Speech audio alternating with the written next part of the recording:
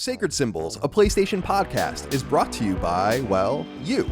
If you want to learn how to support our show, go to patreon.com/laststandmedia. Greetings and salutations. Welcome back to Sacred Symbols, a PlayStation podcast. This is episode number 174. My name is Colin Moriarty. I'm joined as always by my son, Chris Raygun. Chris, how is your health?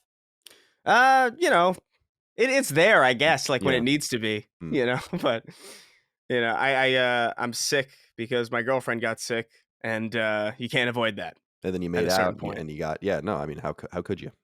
Yeah. How could you? I thought about like kicking her out in the rain. I was just like, go walk the fuck home, get out of here. But go on now, but I thought like that might not go over well. No. But you can't kick her out in the rain. Well, I'm glad you're well. I'm glad it's not COVID. I'm glad we were hypothesizing on text. Could it be AIDS? Could it be you thought maybe it could be SIDS? I was like, well, yeah. Now we have a lot of new questions. Yeah. It was like, it could have been like a really slow acting SIDS. Right. You got SIDS, but there's like some sort of time draw wherein it's only resonating now in reality. Yeah. The shake throughout time, the infant shake throughout time, infantile shake. Well, Chris, welcome. Glad you're well. We didn't know if we were going to be able to do the show with you, so it's good to see your glowing face. And of course, Dustin Furman, executive producer of Last Stand and co-host of Sacred Symbols. How goes your life? It's going well. It's I'm rocking a hoodie today. It's finally like nice hoodie, cool weather. But I am realizing something, Colin, and maybe you realize this as well. Maybe Chris, I don't know. Every year I get older, the more I realize I'm becoming more and more like my dad. Oh, yeah. And the big thing this year, and I've done this in previous years, but I think I'm going to make it, is that I'm trying to not turn on the heat to our house until November 1st. And let me tell you, it's getting down to the wire here. This morning, I think it was like 59 in the house. Yeah, I think you gotta probably kick it on at some point, right? We're so close, Colin. You are close. Monday. You are close. Monday. I can do it. We can hang in. Holly is down for this challenge. So far, so good. I think we can do it. I mean, if I'm dead in the next few days, you'll know why. It's because I died of hypothermia. Hopefully there's no snow. Yeah, the weather here in Virginia it's actually like the last couple of days been cold, but it's the first time it's been at all cold, which is a little weird. Starting a little late, getting a little bit of rain, etc. But all right, well, we'll see how that goes. That is very fatherly. I appreciate that.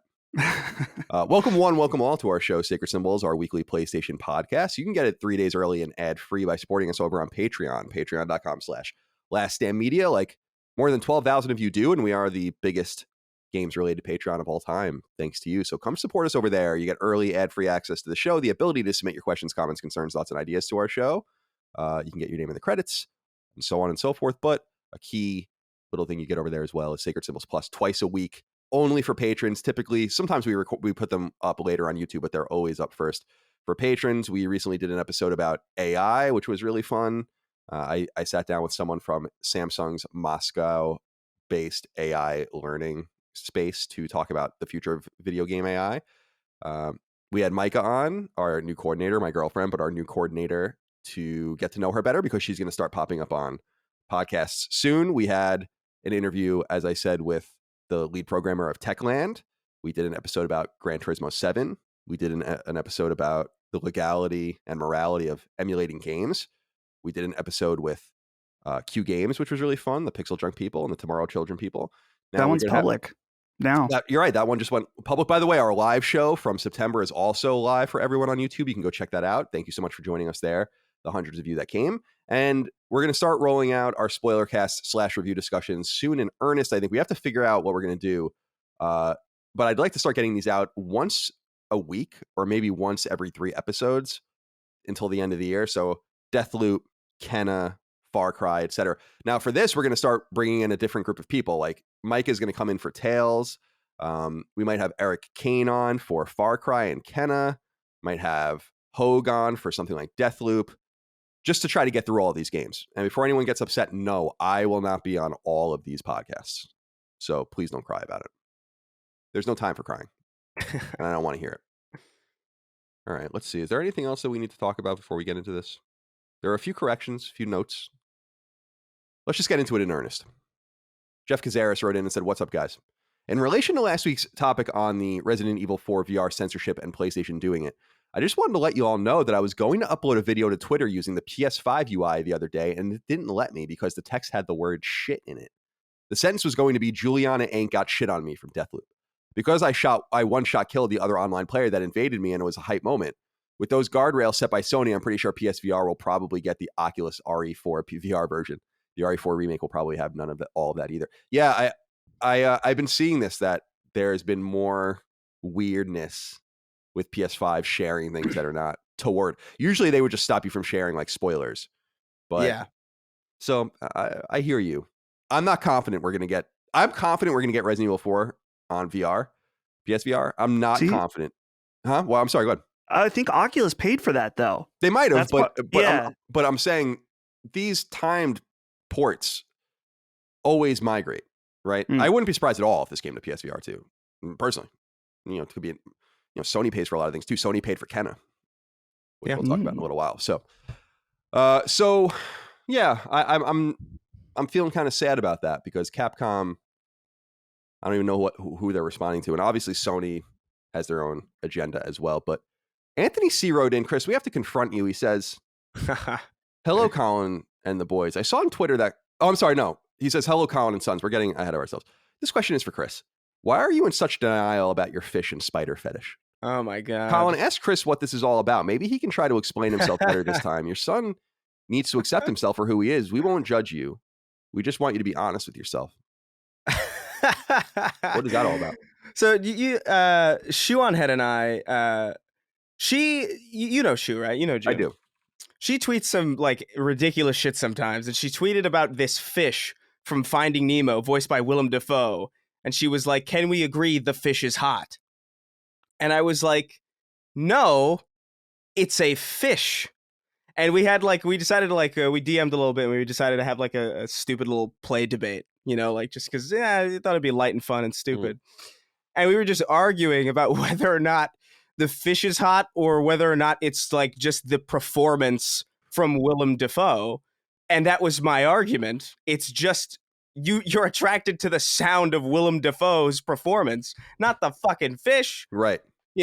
Right. And then they were bringing up like different, like, oh, what do you think about this? What do you think about Lola Bunny? And I was like, I never understood that. She's a rabbit and it's gross. But somebody brought up the spider from, oh my God, what movie is that? It's a movie that I always, no. It's like a movie that I always think is like a fever dream in my head until somebody reminds me that it's real. James and the Giant Peach. Oh, okay. There's like a spider voiced by, I think, Susan Sarandon. It was like, oh, what about this goth spider? And I was thinking about it. It's like, yeah, that's a good performance. And it's like, it is one of those things where it's like, yeah, that's kind of an attractive performance. It's like Susan Sarandon doing a French accent. Like, I get it. But the spider isn't hot. It's not the spider. Like, I don't understand why people can't understand this. It's so baffling. All right. But then there are people who are out there who are like, I don't know. I'm not going to judge people, but I also will. I've been clickety-clacking away here trying to find, because I thought for sure I'd find. I'm a little scared that I searched for it, because who knows, the FBI is going to knock on my door now. But I searched for sexual attraction to fish, assuming that some sort of philia would come up, right? But there is nothing that I'm. No, of course not. Because how could there be? Yeah. That's true. I remember listening. I remember listening a long time to Howard Stern. This was probably like 20 years ago, and a guy called in who was claiming that he had a sexual attraction to dogs, and it was like this. I don't know if people remember, this was a famous Stern thing, and it went on and on. But it wasn't that he was having sex with dogs; it's that they just aroused him, or that's what he claimed. And this is the kind of shit that I was thinking about as we were having this conversation. This is a horrible conversation. Please don't fuck the fish. Yeah, don't do that. Also, like, there's this photo that Colin occasionally sends to me of this fish with human teeth that only further cements like how I've always felt about them.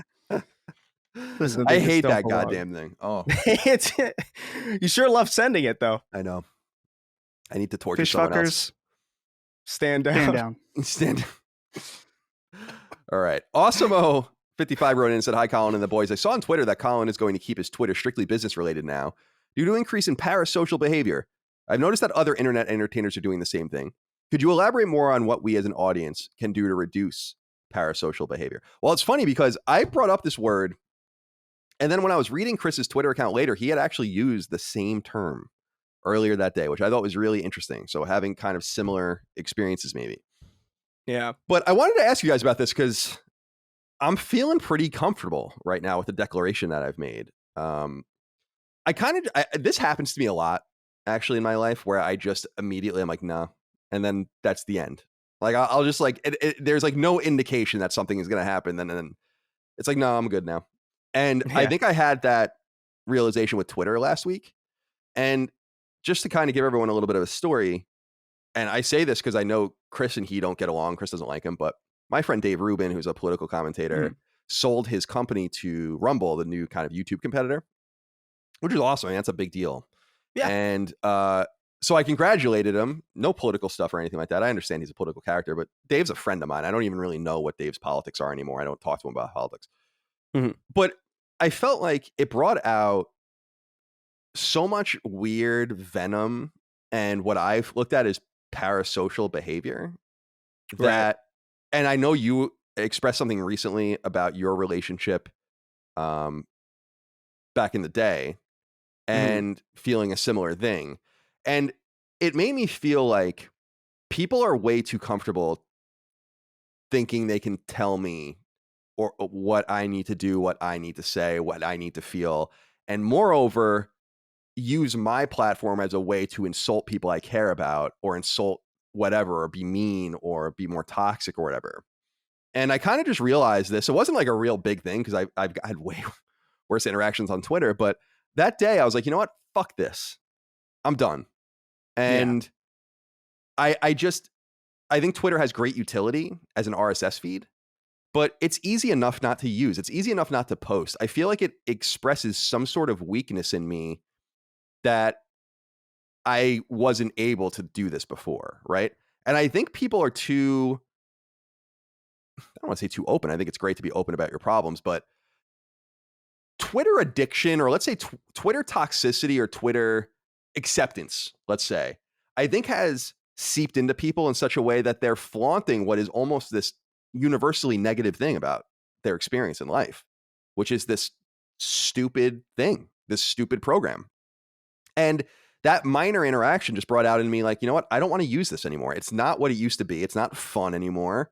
Everyone, like, politics, we were talking about recently, fanboys, like they're the worst now. Everything sucks on Twitter. I hate it. It's terrible. And so I just was like, you know what? I deleted the message. Said I talked to Dave privately, so I don't feel that bad about it. But I deleted the. I don't want Dave to come to my congratulations and then see like people insulting him. It's like, no, totally, yeah. It's like I do that on your own time. Do that in your own space. It's almost like Twitter allows this parasocial shit in which people think they can gleam onto your life in meaningful ways. It enhances that more than any other app, I think. And I like being interactive with the fans. I like having conversations. I've become personal friends with fans over, certain fans over the years. I lived with a person who started out as a fan, Mike Mitchell, when I was at IGN for years. So it's not that I want to keep people at arm's length. It's just that I don't want people, bad actors, taking advantage of my platform, our platform, the things we try to do or say to get their own messages out there. And I just realized, you know what? The easiest way to do that is to just not use Twitter. And so moving forward, I'm just going to be posting links to content and using Twitter as an RSS feed. I won't be looking at my mentions. I won't be getting into it with people. Not that I really have been. I think people are kind of locked in with me on Twitter to like 2012, Colin, where I was like really crazy. It's been a long time. I was actually looking at my Twitter statistics because they track all of that stuff in the analytics.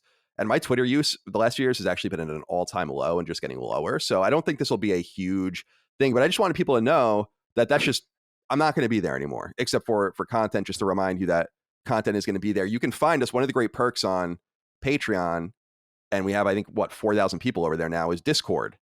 And I'm there all the time, and I'll be there much more now, interacting and doing things. And that will be where you can find me. You, of course, also DM me on Patreon if you need anything. I'll also be interacting over there. But I just wanted people to know, like, I'm not doing it anymore. It's just, it's even when you try to use it positively, even when you try to have a good day, even when you try to say something, someone's always there to cut you down. Someone's always there to second guess you or to what if or actually or whatever. And I'm like, that's fine, but why am I doing this to myself? So I've been pontificating. Chris, I'm just curious what you think of that, if you have anything else to say. Because I noticed with I don't want to open up the can of worms with your ex-girlfriend, who's a friend of mine too. Yeah, But yeah. I know that you guys really struggled with that, with people kind of thinking they have the right almost to inject themselves, right? And it sucks, and it makes it more complicated. And, yeah. It's weird when something that's usually like for 99% of people is a very personal, interpersonal thing becomes like a weird symbol for people. It's like it's a very weird time. Like it was much easier for her, I think, because she had been very famous for a long time. But this is very new to me. Like the idea of like having a relationship and having like hundreds of thousands of people care about that, like in a way that they would like have really strong opinions. I've never had somebody have an opinion about, you know what I mean? Like about like my relation. That was a very weird thing. And I totally get it. It's like there's a lot of parasocial behavior that I think Twitter like capitalizes on. I think it's almost algorithmically designed to do so.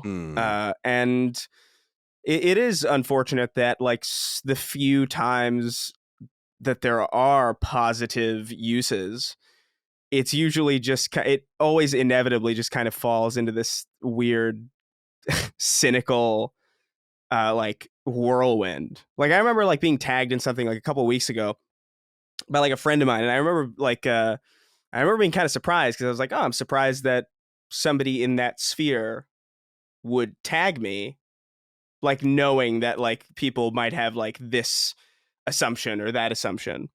And like I go in and most people are positive, but there's like sure enough, there are these like weirdos who are like, why are you associated with this person? And it's like, dude, fucking, I'm friends with these people. It's really weird when strangers think they know more about people than their friends do.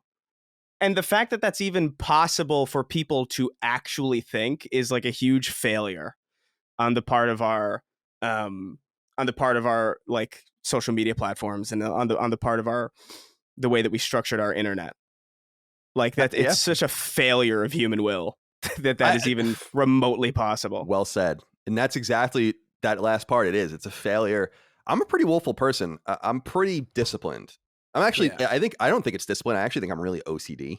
So that's why I work out every day. That's why I do what I need to do. Like I get everything done. But I think maybe that also feeds into the negative aspects of social media. And I don't think it's that big of a deal. Like Instagram, I like Instagram, but I actually forget it exists. I have no problem. Yeah, me too. Instagram.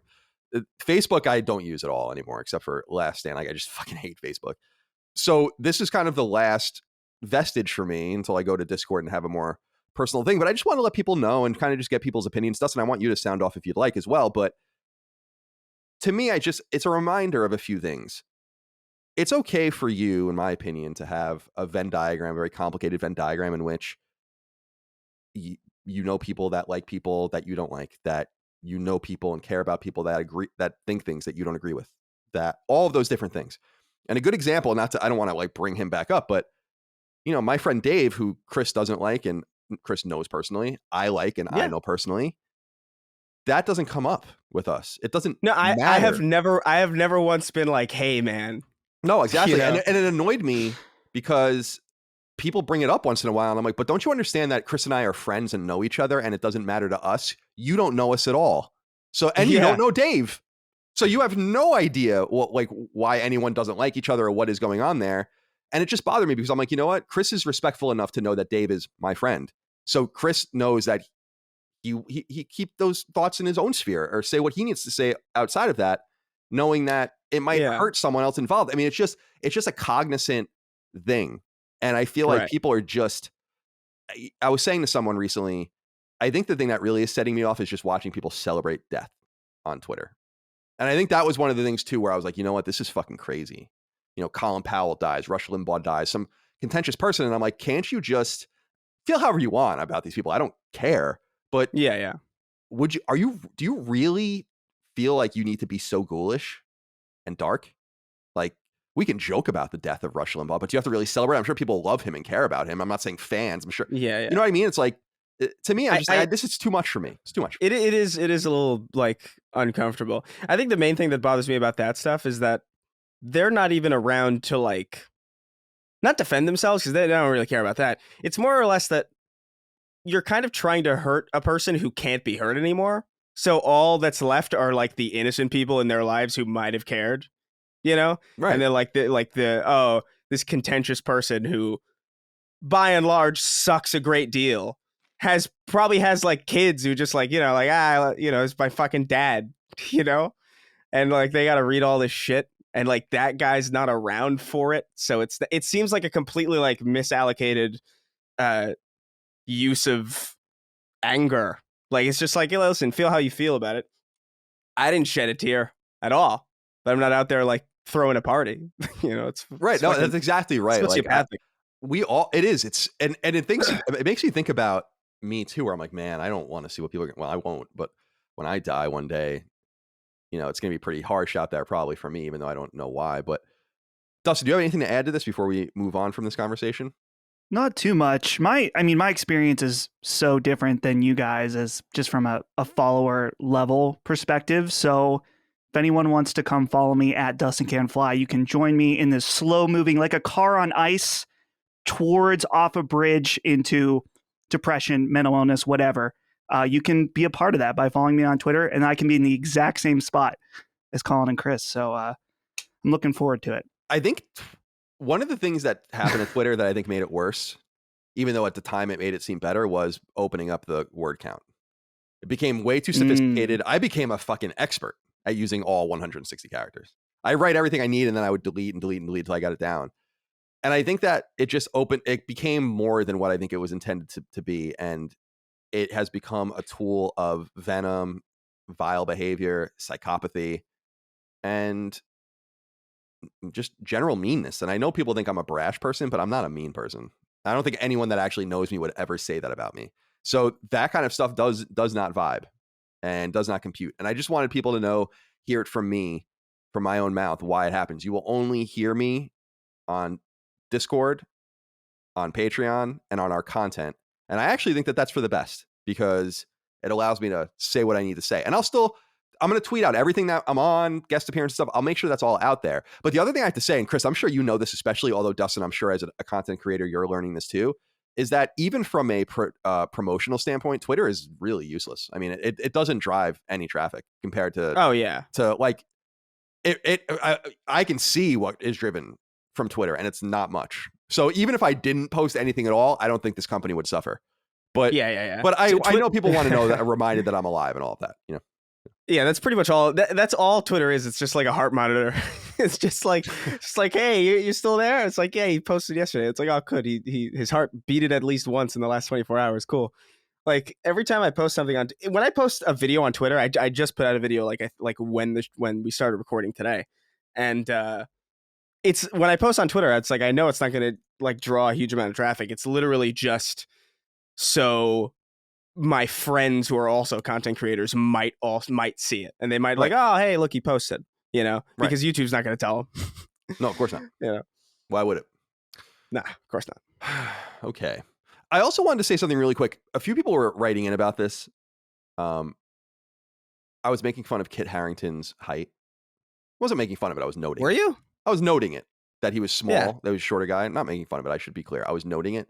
But a lot of people were saying like, well, your two co-hosts are not the tallest people in the world. Aren't they insulted? And I want to be really clear, and I'm not even being facetious. I wasn't making fun of him being 5'7". I was making fun of Jon Snow being 5'7". I mean, that was what I was making fun of. It's okay if you're 5'7". Because I know I'm 6 feet tall. So I know that I have like height advantage, right? In a world that likes height.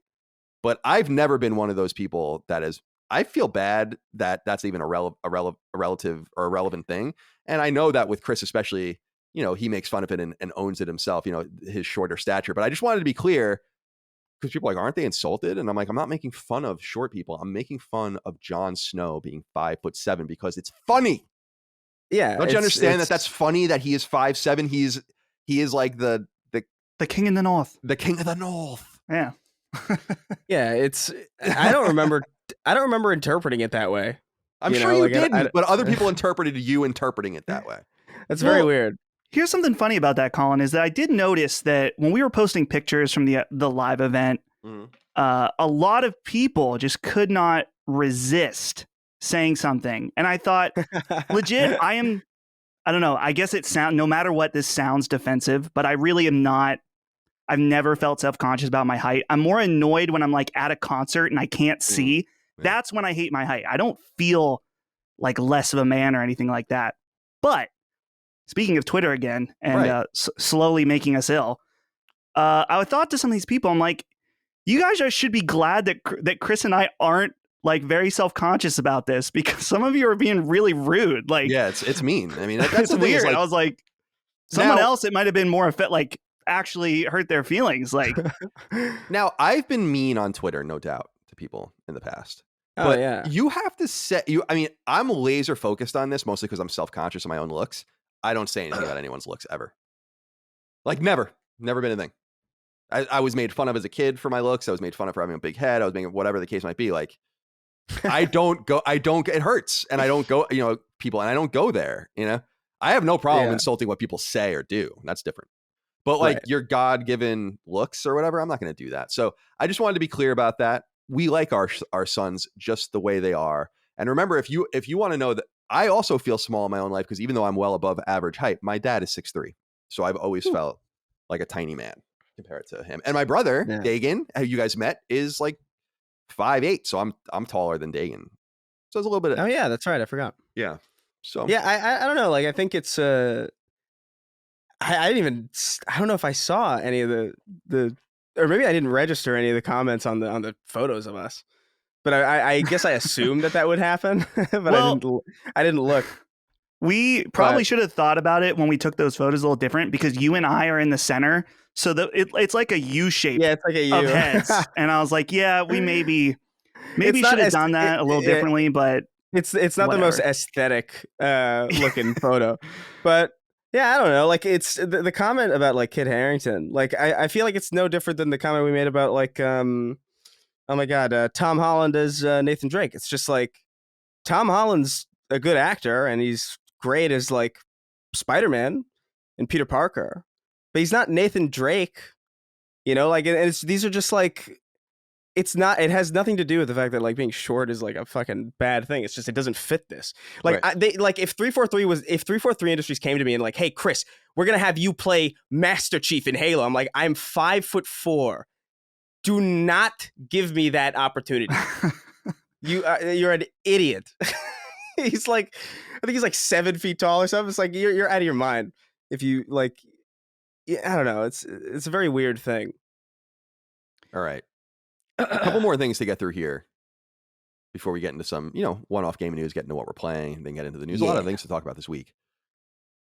I wanted to, I guess we have to bring these two things up here. Sure. Robert Takara wrote in and said, "Greetings, Jens, Colin. Last week you spoke about brushing your teeth in the shower. The concept is foreign to me. I have so many questions and need to know more.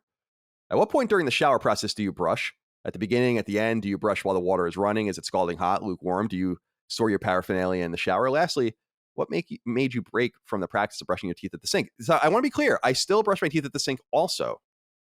It's just that, so I think I got this from my dad, who I think got it from when he was in the Air Force. And then he does it, and then I think it just kind of trickled through some various family members. But what I do is I turn the shower on so it gets hot. We have a his and her shower in my master bathroom. I don't know why. I've been in it. Yeah, you have been in it. That's true. And so like two people can take a shower at the same time. So if you saw, we've been in it together because we recorded a video in there, but a pornographic video. But I just turn the water on, get undressed, and then put the toothpaste on the thing, and then I get in and I let the water hit me and I just brush my teeth. That's all I do. And then when I'm done, I sometimes throw the toothbrush over and try to get it back into the sink, just like see if it lands. And then other times I just put it on top of the door, and then I can grab it from the other side. So it's not as complicated as you think. And I was really pleased to hear from many of folk who are trying and who are giving it a go and seeing what it does for them. Although someone wrote in about his wife overhearing it and having a negative experience doing it. But my insistence is you don't pick up a paintbrush and become, Leonardo da Vinci overnight. You can't just start doing something like this and thinking you're going to just get it. You gotta do it. You gotta repeat, and so on and so on and so on until you understand how it's done. That's it. Learning a new language can be daunting, and if my own experience is any example, exposure to a language over long periods of time doesn't necessarily equate to mastery if you're not taught properly. And whether in middle school, high school, or college, I wasn't taught French, in my case, very well at all. The result was a haphazard and disjointed years-long voyage, or should I say mauvais voyage, into the language. Alas, I wish something like Babbel existed in my formative years, because if it did, maybe I'd be eating a croissant in Paris right now. One could dream. So here's the rub. Babbel is the #1 selling language learning app, and its dynamic approach was engineered not by AI like its competitors, but by more than 100 language experts spanning 14 different languages, including Spanish, German, and Italian.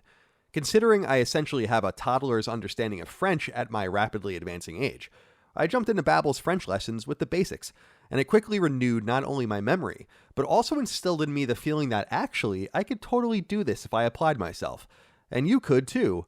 I love that Babbel jumps from bite-sized practical lesson to bite-sized practical lesson, changing things up so that you're doing vocabulary or working on your pronunciation or even reinforcing your knowledge with games and podcasts. Heck, you can even take live classes. Learning foreign languages the old-fashioned way is boring, and for most people it doesn't work. If it did, we'd all be multilingual, but let's be honest, many of us aren't, and Babbel can be an awesome tool in fixing that, letting you, say, travel to Germany, speaking German instead of English, interacting with the local culture in a more meaningful way.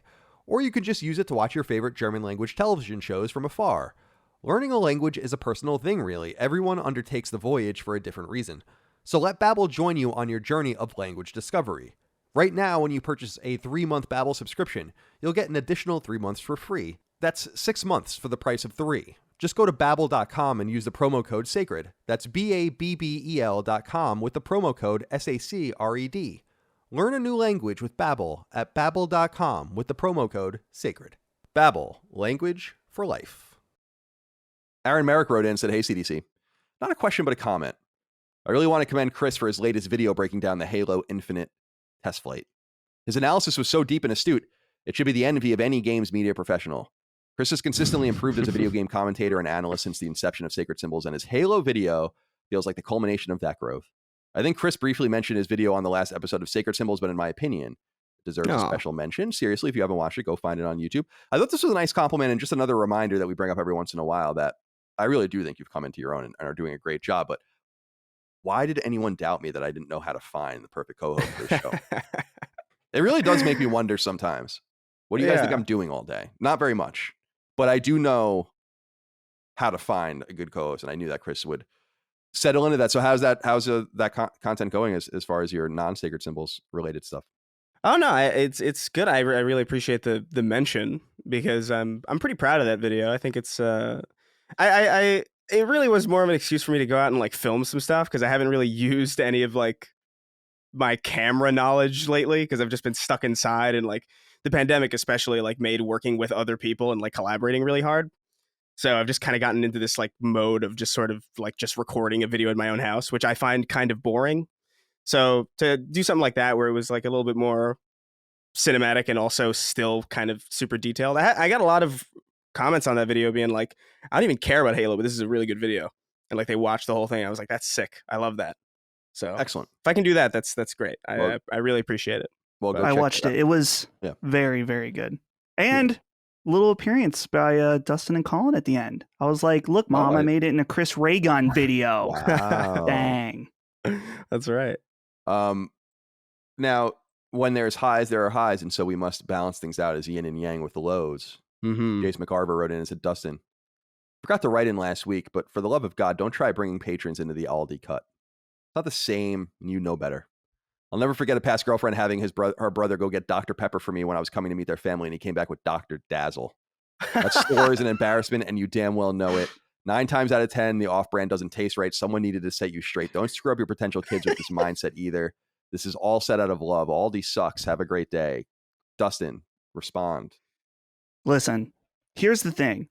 Aldi, not everything is 100%. Like any store or any product, and I will agree, I stay away from the Aldi branded beverages. But that's fine for me because I don't keep pop in my house very often, right? Like that's not something I get. And if I do, I'm going down to like, I don't know, a gas station, picking up a 2-liter or whatever.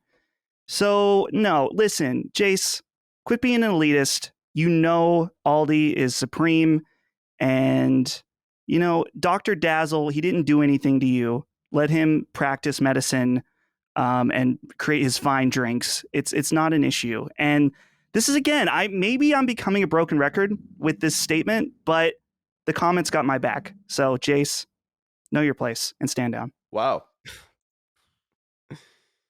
What else can you say about that? Holy shit. Dr. Dazzle. I know. Can I just say that something? is pretty good. There was like some sort of image of all the different Dr. Pepper spin-off names, which are really funny if people can go find that. But I just want to say something about Dr. Pepper real quick. It's horrible. No.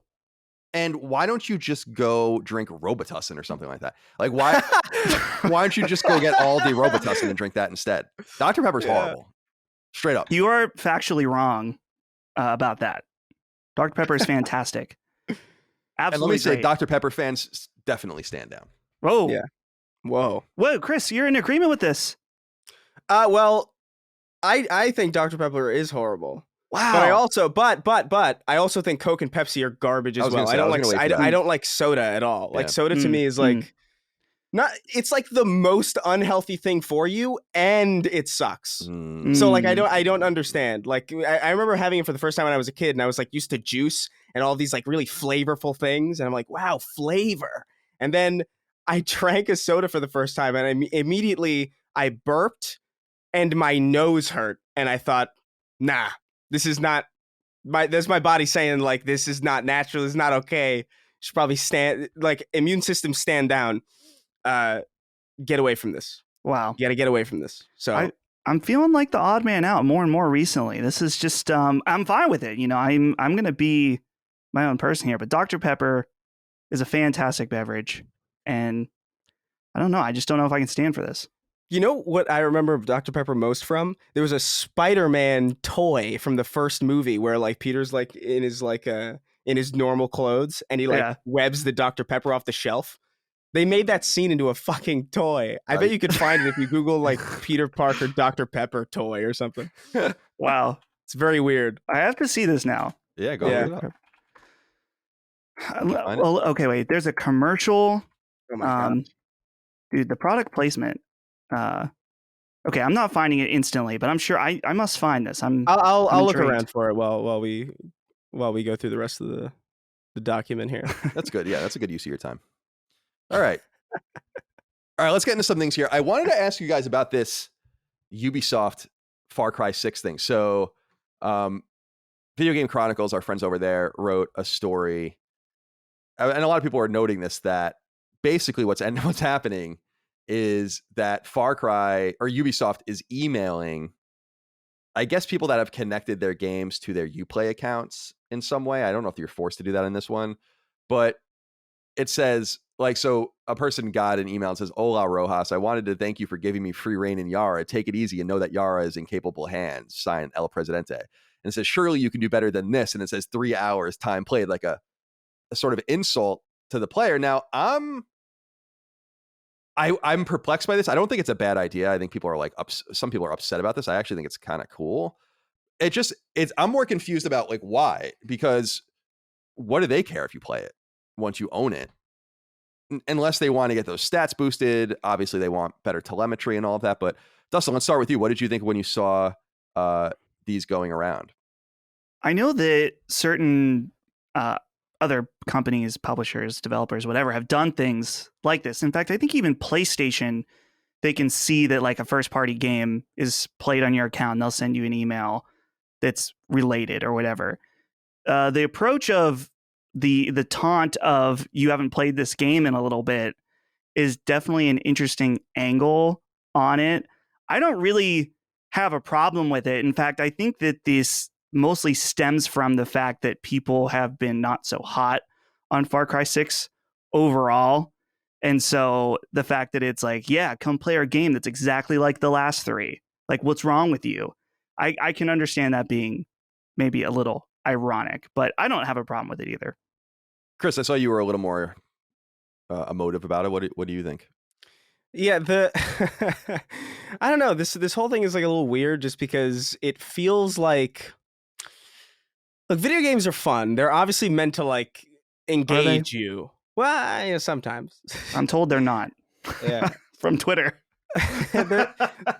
they're meant to like they're meant to maximize your engagement even before like social media. Like the whole idea was that like, you know, they were fun to spend your time on, and they wanted you to spend a lot of time playing them, even if they didn't necessarily benefit them like immediately, and like they didn't have like data tracking or like DLC or like any of that shit to really like take advantage of that anyway. It was still like kind of the point. And the thing though with this email is just like it's a little desperate when it comes from like a single player game. Like if you got an email in like 1999 being like, Calypso really wants you to get back into Twisted Metal, you'd be like,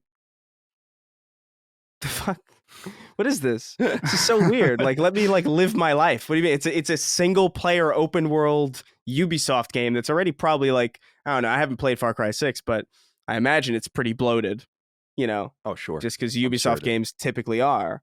So like, what the fuck? Let people take breaks, for Christ's sake. Just seems a little try hard to me. Dustin, I wanted to ask you about this. The story's making the rounds, although I think it'll only matter to people like yourself, JRPG fans and weebs. But it's a big deal nonetheless. Shoji Meguro has left Atlas. He joined the developer in the mid-90s. Of course, Persona 1 came out in, 1999 or something like that? 1990? No, it was 1996. I don't know when it was. But he has been the composer of all of these games since, as long, in addition to the Shin Megami Tensei spin-off games. He did Catherine, which is a favorite of mine, with an awesome soundtrack. I'm curious what you make of this, if anything. Yeah, it initially feels disappointing just because then the initial question is like, well, what about the music for Persona games? I mean, the music is just it's one of the most iconic aspects of that series. And like, man, it's just so good. Each one is so defined and clear in its vision on what they want to sound like, and he's just a real extreme talent at Atlas, providing just an immense asset to them. That music, I think, is huge. But the good news is, at least from what he stated in this like Games Industry Biz article, is that he's going to continue to maintain a relationship with Atlas. So his plan is to continue working with them. And what I would imagine would be the case is that he'll continue to do those big games like Persona 6, or if they do another big Catherine style spinoff. They're working on Project Refantasy right now, and I believe that he's composing for that as well. But so I think when it comes to the big main Atlas titles, I wouldn't expect anything different. In fact, this is just a chance for him to do that work, and then instead of maybe working on smaller stuff for Atlas in between, that he can do other big games as well. Or, you know, maybe something totally different. He's such a talent when it comes to composing music. He can really do whatever he wants. So overall, though, wish him well. He's fantastic. And I regularly listen to the Persona soundtracks, and it's all because he's just so good. Now, is he a Japanese war crime denier, like the guy that died at the Dragon Quest? The composer. Not that I'm aware of. It's definitely possible, but yeah, probably not. On him. Probably not. No, probably not. By the way, I just wanted to note I was right. The first Persona game, because I was like, it did come out before Final Fantasy VII, and it did. It came to PS1 in 1996. It's called Revelations. I have never played that game. I do remember it coming out, but I was in, what was I in? 7th grade, I want to say, when that game came out, and I had no idea what the fuck was going on in it. It was just nothing interesting to me. I played almost every role-playing game that came to PS1 of any consequence, and for some reason I just totally didn't play Persona games. Okay. I also wanted to bring up real quick, Ars Technica, the website, did a little bit of legwork here and have confirmed that God of War coming to PC January 2022, not being done internally at Sony Santa Monica. Not a huge surprise there, but a port studio in Canada called Jetpack Interactive is doing the port. And that's just a piece of news people might not want to just insert into their brains for a working knowledge of PlayStation. But Christopher J. Brennan wrote in and said, "Greetings, Center for Disease Control. With the recent news that the God of War PC port is being handled by Jetpack Interactive, and the earlier revelation that Iron Galaxy is doing the Uncharted PC port," Iron Galaxy, of course, an American studio, "a question keeps popping into my head. Why exactly did Sony acquire Nixxes? Anyway, good day, gents." Well, you just answered your own question. They don't want to contract studios to do this work for them, and they certainly don't want their internal teams to do it. So they have got Nixes so that they don't have to go pay, Jetpack Interactive and Iron Galaxy to do this stuff in the future. And the only thing I was thinking of is that these contract companies are probably bummed because no matter how good of a job they do on these ports, it's not going to matter because they are not going to get any more work after this. I think Nixes is now going to be working on stuff moving forward.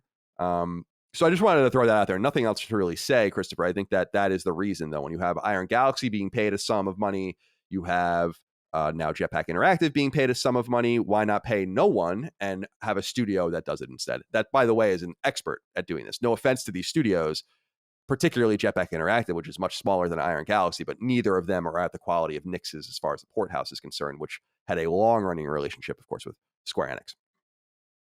I also wanted to note, for anyone looking forward to that eFootball update, you guys might remember that PES, Pro Evolution Soccer, turned into eFootball, which is Konami's now free-to-play offering for FIFA, or not for FIFA, to compete with FIFA. They were going to get a new version of the game out that dealt with a lot of the things. And as Chris was saying, we were laughing, like the way the ball physics, like there's just everything is broken with the game. Yeah. But they've delayed this improvement patch until November. So just letting everyone know to be patient for that. But with everything upside down now with EA and FIFA's relationship, it seems like they're going to go their separate ways. This is a huge time for Konami to get this right. And I actually think that is probably the reason why they're delaying it, because they're like, we need to be more deliberate than ever now. Now we might have a chance to break this monopoly at a time where EA might lose the name. And I don't think it's going to affect EA's game, but it might affect its sales. And so we'll see how that all goes. Chris, I wanted to throw something back to you about something going on at Blizzard with BlizzCon. Mm-hmm. It's a blog post posted over there. And they say in part, quote, "We've decided to take a step back and pause on planning the previously announced BlizzCon online event scheduled for early next year. This was a tough decision for all of us to make, but it's the right one. Any BlizzCon event takes every single one of us to make happen, an entire company effort fueled by our desire to share what we create with the community we care about so much. At this time, we feel the energy it would take to put on a show like this is best directed towards supporting our teams and progressing development of our games and experiences," end quote. They go on to say that they're going to, quote unquote, reimagine what BlizzCon looks like. BlizzCon's first, I think the first BlizzCon was 2005 or 2004. So it's going to go away. I'm just wondering what you think about this. This is an old show. I mean, other than E3, GDC, and a few others, this is certainly like the oldest and most established show in games. Yeah. I mean, it's a big deal, but I don't really see... This does not surprise me. I mean, Blizzard is in a very precarious situation optically right now, and I don't think... I can't imagine them going forward and just going on and going forward with traditional BlizzCon and expecting everybody to just kind of... It would be the most elephant in the room kind of event in the entire gaming industry, I think. Like, even this is so much worse than like E3 doing the whole like the ESA like the leaks of all the games media addresses and numbers, like, and that was bad. And even that, I can imagine, like, oh, they could have another E3 next year and people would be excited to go and people would go and it'd be fun. Nobody would be thinking about that really. But this is like one of those weird situations where like they had a whole public thing where they changed McCree's name to Cole Cassidy, and they can't hide from the public perception of them right now, and they've kind of had blunder after blunder. Even when you go back to don't you all have phones? Like things like that. It's just this BlizzCon seems to be this place where things just go wrong. And I think you just sort of need, especially with what's happening at the company now, you need some distance. You need at least a year off. Figure out how you're going to come back in a way that doesn't feel a little bit like you're just sort of sweeping things under the rug. So I'm not surprised by this. It doesn't affect me at all. I've never been to BlizzCon. I went to a BlizzCon after party the year I moved to LA, actually. Oh, cool. But yeah. But I was drunk as hell. I don't remember what the hell happened. So. Yeah, that's what they had a build of StarCraft Ghosts there, but you forgot. Yeah, probably. Now, I'm curious, Dustin, what you have to say about this, if anything. I think Chris is totally right. And I think one of the things that contributed to this, too, is that you guys might recall that one of the emblematic moments of this time is actually a video clip from BlizzCon in which a woman asks the panel at World of Warcraft about female characters wearing skimpy clothing or whatever. It's not like this thing that's got me totally aghast and knocked over, bowled over, but it's certainly one of the things people were circulating, and it comes from that environment. So I think that might have something to do with it too. And I think Chris is totally right. Like, no one wants to celebrate BlizzCon. I actually think the blog post kind of tacitly says that themselves. Like, we don't even think we should be talking about our games, really. So do you have anything to add, Dustin? It's clear that Blizzard's trouble goes beyond optics at this point, at least to me. Mm-hmm. They recently released Diablo 2, which I think some people were into, but overall it didn't make that big of a splash. Overwatch 2 is coming, and from my perspective, there is very little hype behind this game, which was the original was absolutely huge. Big game that did it win Game of the Year even at Game Awards? It was anyway. No one seems to really be that excited about Overwatch 2. Again, from my perspective, if you are, fantastic. Jesus, did Overwatch win Game of the Year that year? That's horrible. That's horrifying. I'm looking it up. I think it did. But at the Game Awards 2016. Yeah, it's fucking crazy. You have World of Warcraft. 2016 it won that? Are you kidding? Yeah, isn't that damn? World of Warcraft is in absolute free fall right now, losing subscribers left and right to games like Final Fantasy XIV. And the only thing that I think that is showing some promise is the new Diablo, which was announced a while ago at this point, and it seems to be just a trickle of information. So it goes beyond optics. This company is clearly having major issues with its products. And so, yeah, it's maybe better to just hold off and really, which they said they're still making other announcements despite not having BlizzCon. Honestly, I feel like they just need to just hold out for a little bit. I don't want to say let the storm blow over, but I mean, that's actually what's going to happen is that people are mad, maybe rightfully so, maybe not. We'll see what happens in the legal area, and then people will forget and whether that's right or wrong, I'm not making that judgment call. People will on the internet. This is what happens. Someone's mad. Someone did something. There's a time where people are angry. And then when Diablo 4 comes out, everyone's going to be pumped about it. Unless it's, terrible. But I think that most people will have moved on at that point. Yeah. So either way, they clearly have a lot of issues beyond optics. I cannot believe it won Game of the Year in 2016. I'm that's Dark Souls 3, Titanfall 2. That's insane. I'm pretty. It must have won. Came out in 2016, I think, as well. Yeah, Inside like a ton of like really like it's not like a great year, but like definitely like Uncharted 4. I don't know, man. That's not. Yeah, I agree. Yeah, 2016 crazy. Isn't a good year, but there's a few things that do come to mind for that. Now, Doom. Oh yeah, Doom. There you go. I'm gonna lose my mind. And Ratchet and Clank 2016 also came out in 2016. That's true. So let's set us further into a Blizzard-induced rage because Polygon is reporting that Activision Blizzard is going to rename Vicarious Visions, its Albany, New York-based studio, to Activision Blizzard or Blizzard Albany. And the studio was told this, and that they're basically just going to be absorbed by Blizzard. Now, this is happening at a time where we've known that the studios are folding and all of this, but and Activision streamlining things, but I found it especially peculiar because Vicarious Visions did Diablo 2 Resurrected, which is pretty well received. And they obviously did Tony Hawk's Pro Skater 1 and 2. So I just wanted to note that as well. But they were best known for Skylanders. So good vibe at Vicarious Visions, should that be true. James Schubert wrote in with something really quick. He says, "Hey, CCD, my question, have Sony shit in the collective cereal bowl of Wipeout fans? I've played Wipeout Rush now for a couple of days, and it's nothing more than a very average mobile game with some vaguely similar skins. There's no real management mechanic to the game other than to rank up ships and fire once weapons. You then just choose which of these options to use before and when to fire the weapon during said race. There's nothing tying the game to your PlayStation account or PlayStation at all, or Sony for that matter. You have to read the small print to even know who made the game. So what's the point of burning this IP in the mobile space when this could be any generic ship racer? And efforts for balance, some of the ships in comic art style look fine, and some of the music is as you would expect from Wipeout. Other than this is a shit show.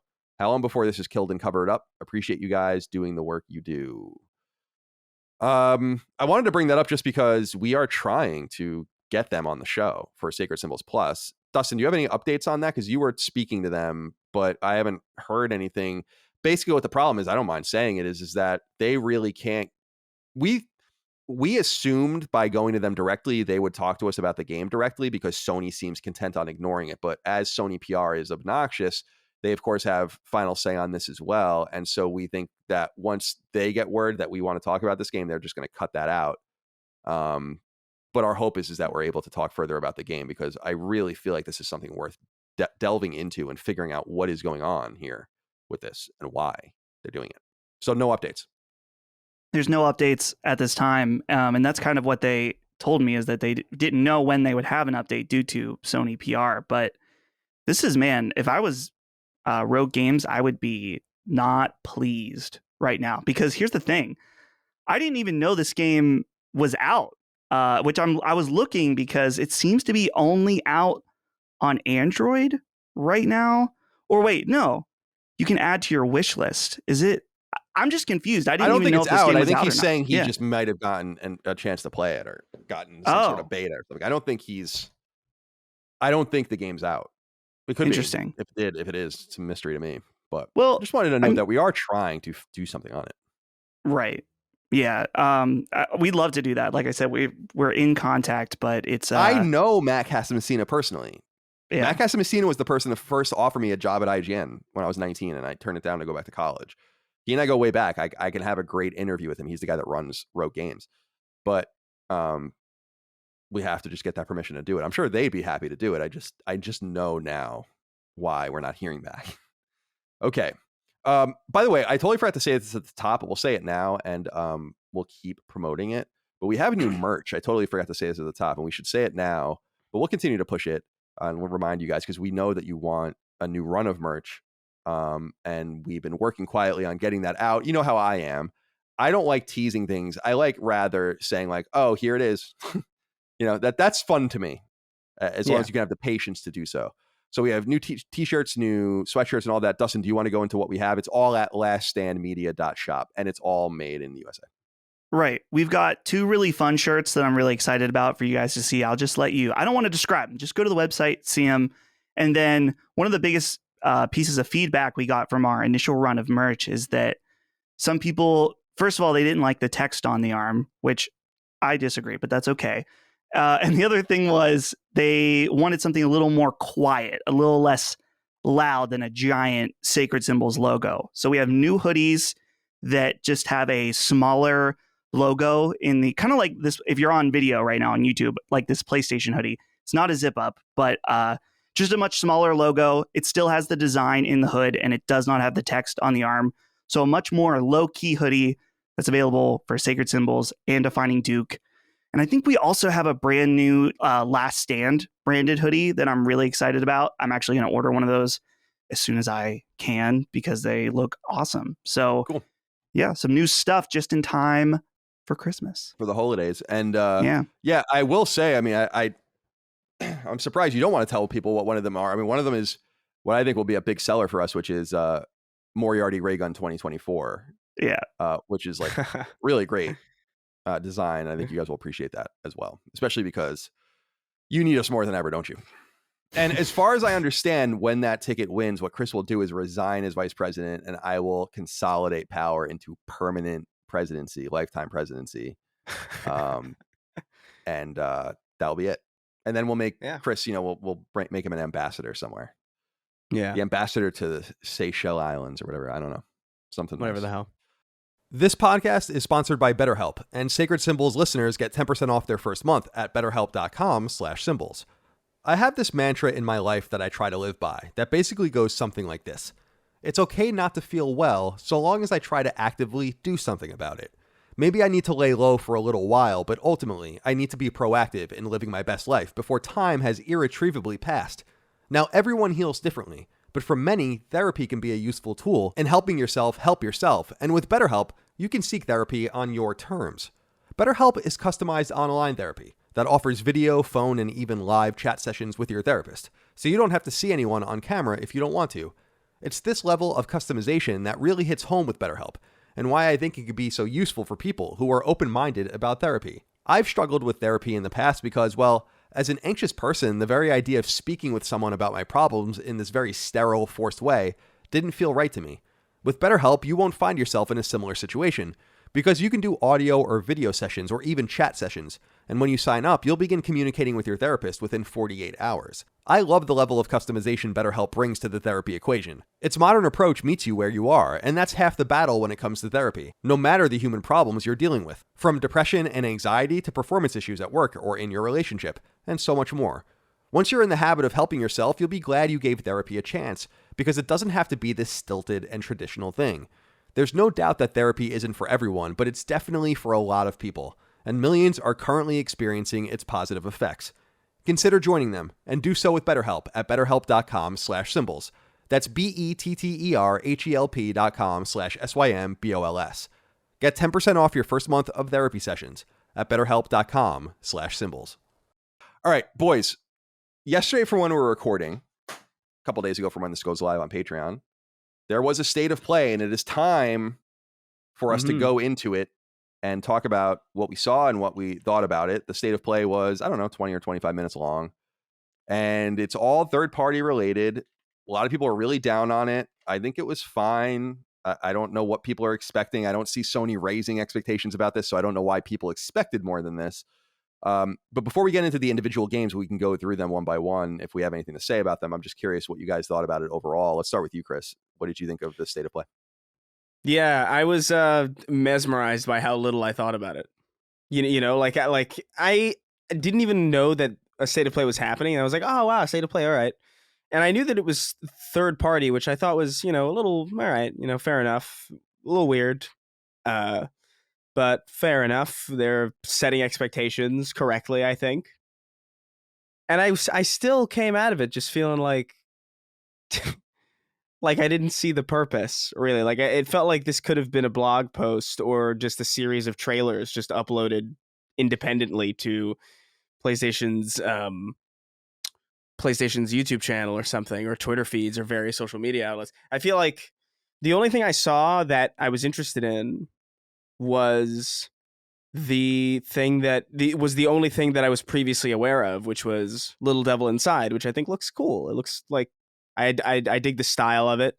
I appreciate the tone that they're going for. I like visually striking things, but everything else, man, like I don't know, that weird multiplayer thing they started with and spent like a weird amount of time on, and that one about like it's like some indie pop band of some kind. I want to talk about all these individually. We'll talk about that. Yeah. Let's do it. But before we do any of that, Dustin, do you have any overarching views on the show before we get into the individual games?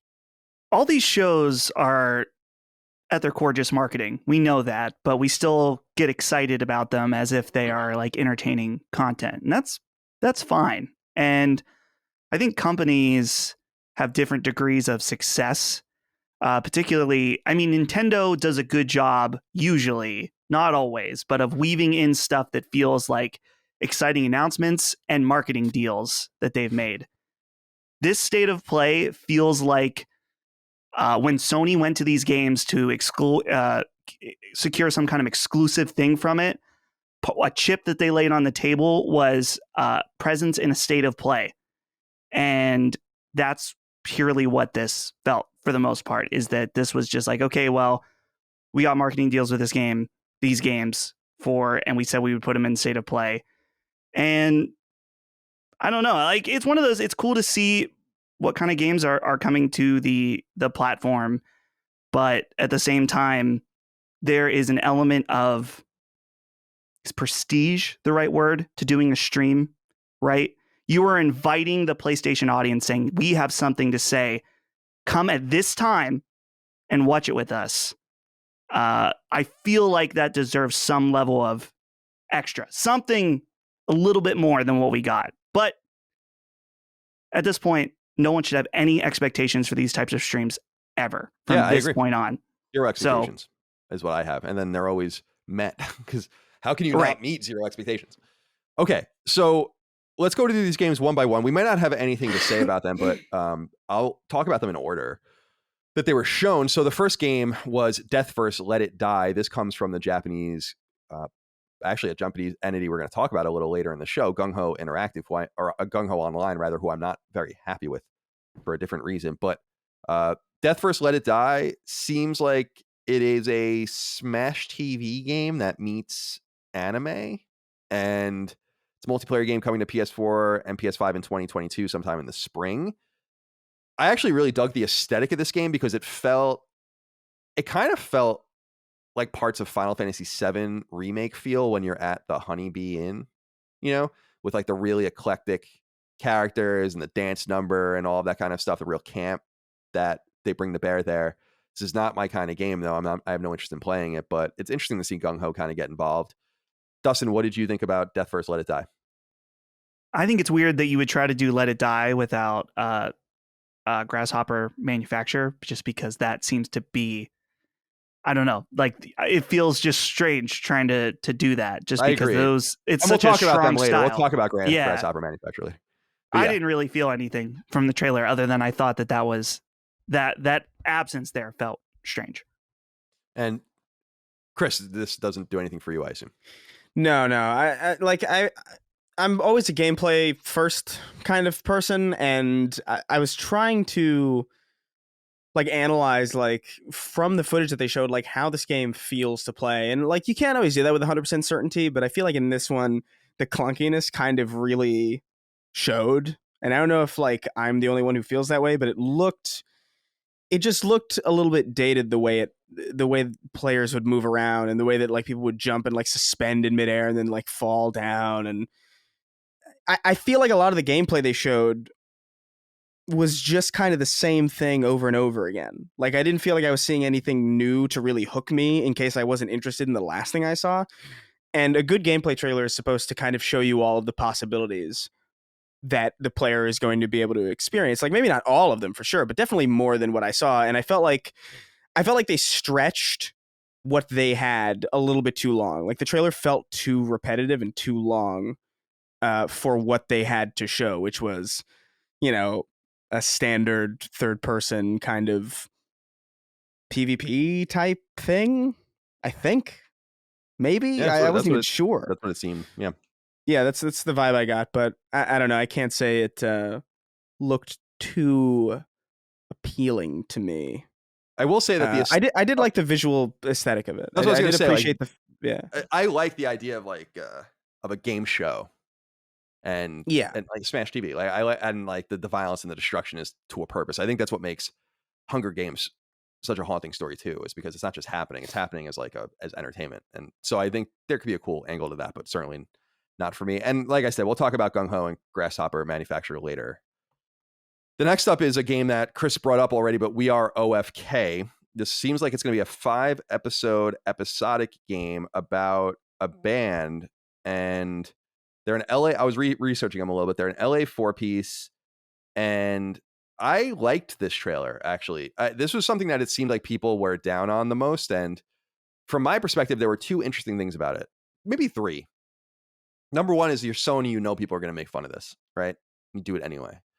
So I think that's interesting. Number two, I liked how they explicitly brought up in the conversation, like, oh, we'll do another big game. We'll pretend politics aren't involved, blah, blah. It was funny and tongue in cheek, and I thought that was cute. Yeah. But I actually dug the idea of this kind of cross-pollination, cross-media fusion of they really are going to release a record, and the songs are going to premiere somehow in this game, and it's going to be tied into getting to know the band and the product. And I don't know if it has any hope of success, but it seems like Sony is investigating musical options, which I think is funny. Remember, in the last State of Play, we saw that they were doing something, I think, with Kid A or OK Computer or something from Radiohead, and that's a much bigger deal than this. But I don't know. I thought this was kind of cool. I have no idea what it's going to be, but I had no problem with it personally. Yeah, I think it's an interesting premise, but it's kind of like, Colin, if they made like if like 311 came out with like something like this, you'd be all about it. Right. Of course. Yeah. And like if like Rise Against did something, I'd be like, oh shit, yeah. But like the thing about bands is like you kind of have to already care, like, and I can't say that I really cared about it. I did appreciate the tone of it, and when it opened up and it was like war, war sucks. And I was getting excited because I thought like, oh, this reminds me of the late aughts where you had like this kind of like tongue-in-cheek like middle market like satire. Like, oh, I thought it was going to be something along the lines of like a Matt Hazard type deal where it was just like, oh, are we in for like a weird like parody thing? And then it undercut itself a little bit because like, yeah, it was funny and I appreciated the tongue-in-cheek nature of it, but what they served me in place of generic video game, they served instead, they kind of gave me this thing that I kind of had to be in on to really care about. So I don't think it's a bad idea. I think it's like a very niche thing and I think it could be very interesting. I just don't think this really had any real chance of resonating with people that weren't already like familiar with that genre or that band or this type of content. I hope it's good. I hope it's interesting and I hope it reviews well. Like that'd be cool as hell. It'd be interesting to see like almost like interactive documentaries. Like that'd be sick. Yeah, I think so too. But I don't know. I think they shouldn't have started in a way that made me, and maybe it's my fault because I just kind of sort of projected what I assumed would happen based on that like first couple lines of dialogue, and it got me excited for something that like ultimately just didn't appear. So I also feel like when it started, because they say war, whatever, that's from Fallout specifically. War never changes. And I thought it was maybe Sony making fun of Bethesda a little bit too, like being comfortable being like, we'll make fun of this a little bit, but I don't think that had anything to do with it either. But this comes out in 2022, PS4, PS5. Dustin, do you have anything you want to say about this? Yeah, I found that some of the jokes felt kind of cringy to me, but that's just me. I don't think this is one that I'm gonna enjoy. I think what Chris said about being interested, like if it's a band, having some of that preliminary interest is part of it. Not always, but like the Radiohead thing, hell yeah, I am very, very excited for that. But yeah, Radiohead. Right. Yeah. That's like, kind of the thing. Yeah. That's like, I remember listening to, if you didn't know Radiohead, would you give a shit? Right. Exactly. Yeah. It's like, definitely a big aspect of it, but who knows? Maybe this game will be cool. But overall, it's one of those situations where I'm like, this doesn't look bad. It just doesn't look like something I would enjoy, is how I felt about it. That's kind of how I felt about it too. Well, I like seeing new things, and we'll see how it does. I was surprised because episodic games are going away, so that was the one literal production note that I would have about that. But we'll wait and see. I think there are a couple things we can just not even talk about here. Bug Snacks is getting free DLC called the Isle of Big Snacks for free in early 2022. No trophies, therefore no play. Five Nights at Freddy's, December 16th. I don't even care about. There must be some sort of long-standing deal with them to get this thing in there every fucking state of play, and that's fine. I know it's big, but kind of tired of seeing it. The next game from there was Death's Door. This one is soon on the horizon, November 23rd. And this is awesome because this comes from Acid Nerve. And I haven't even thought about these guys in a while. They're a British two-piece, a British two-person studio. And they made Titan Souls, which came to PS4 and Vita in 2015. And folks might remember that was a one-hit kill boss rush game. And it was a really cool game. And I really, really dug that game. Was really bad at it, but loved the flavor of it. Was really excited to see this, and people are talking very highly about this game. Dustin, have you seen anything that you want to talk about here with Death's Door?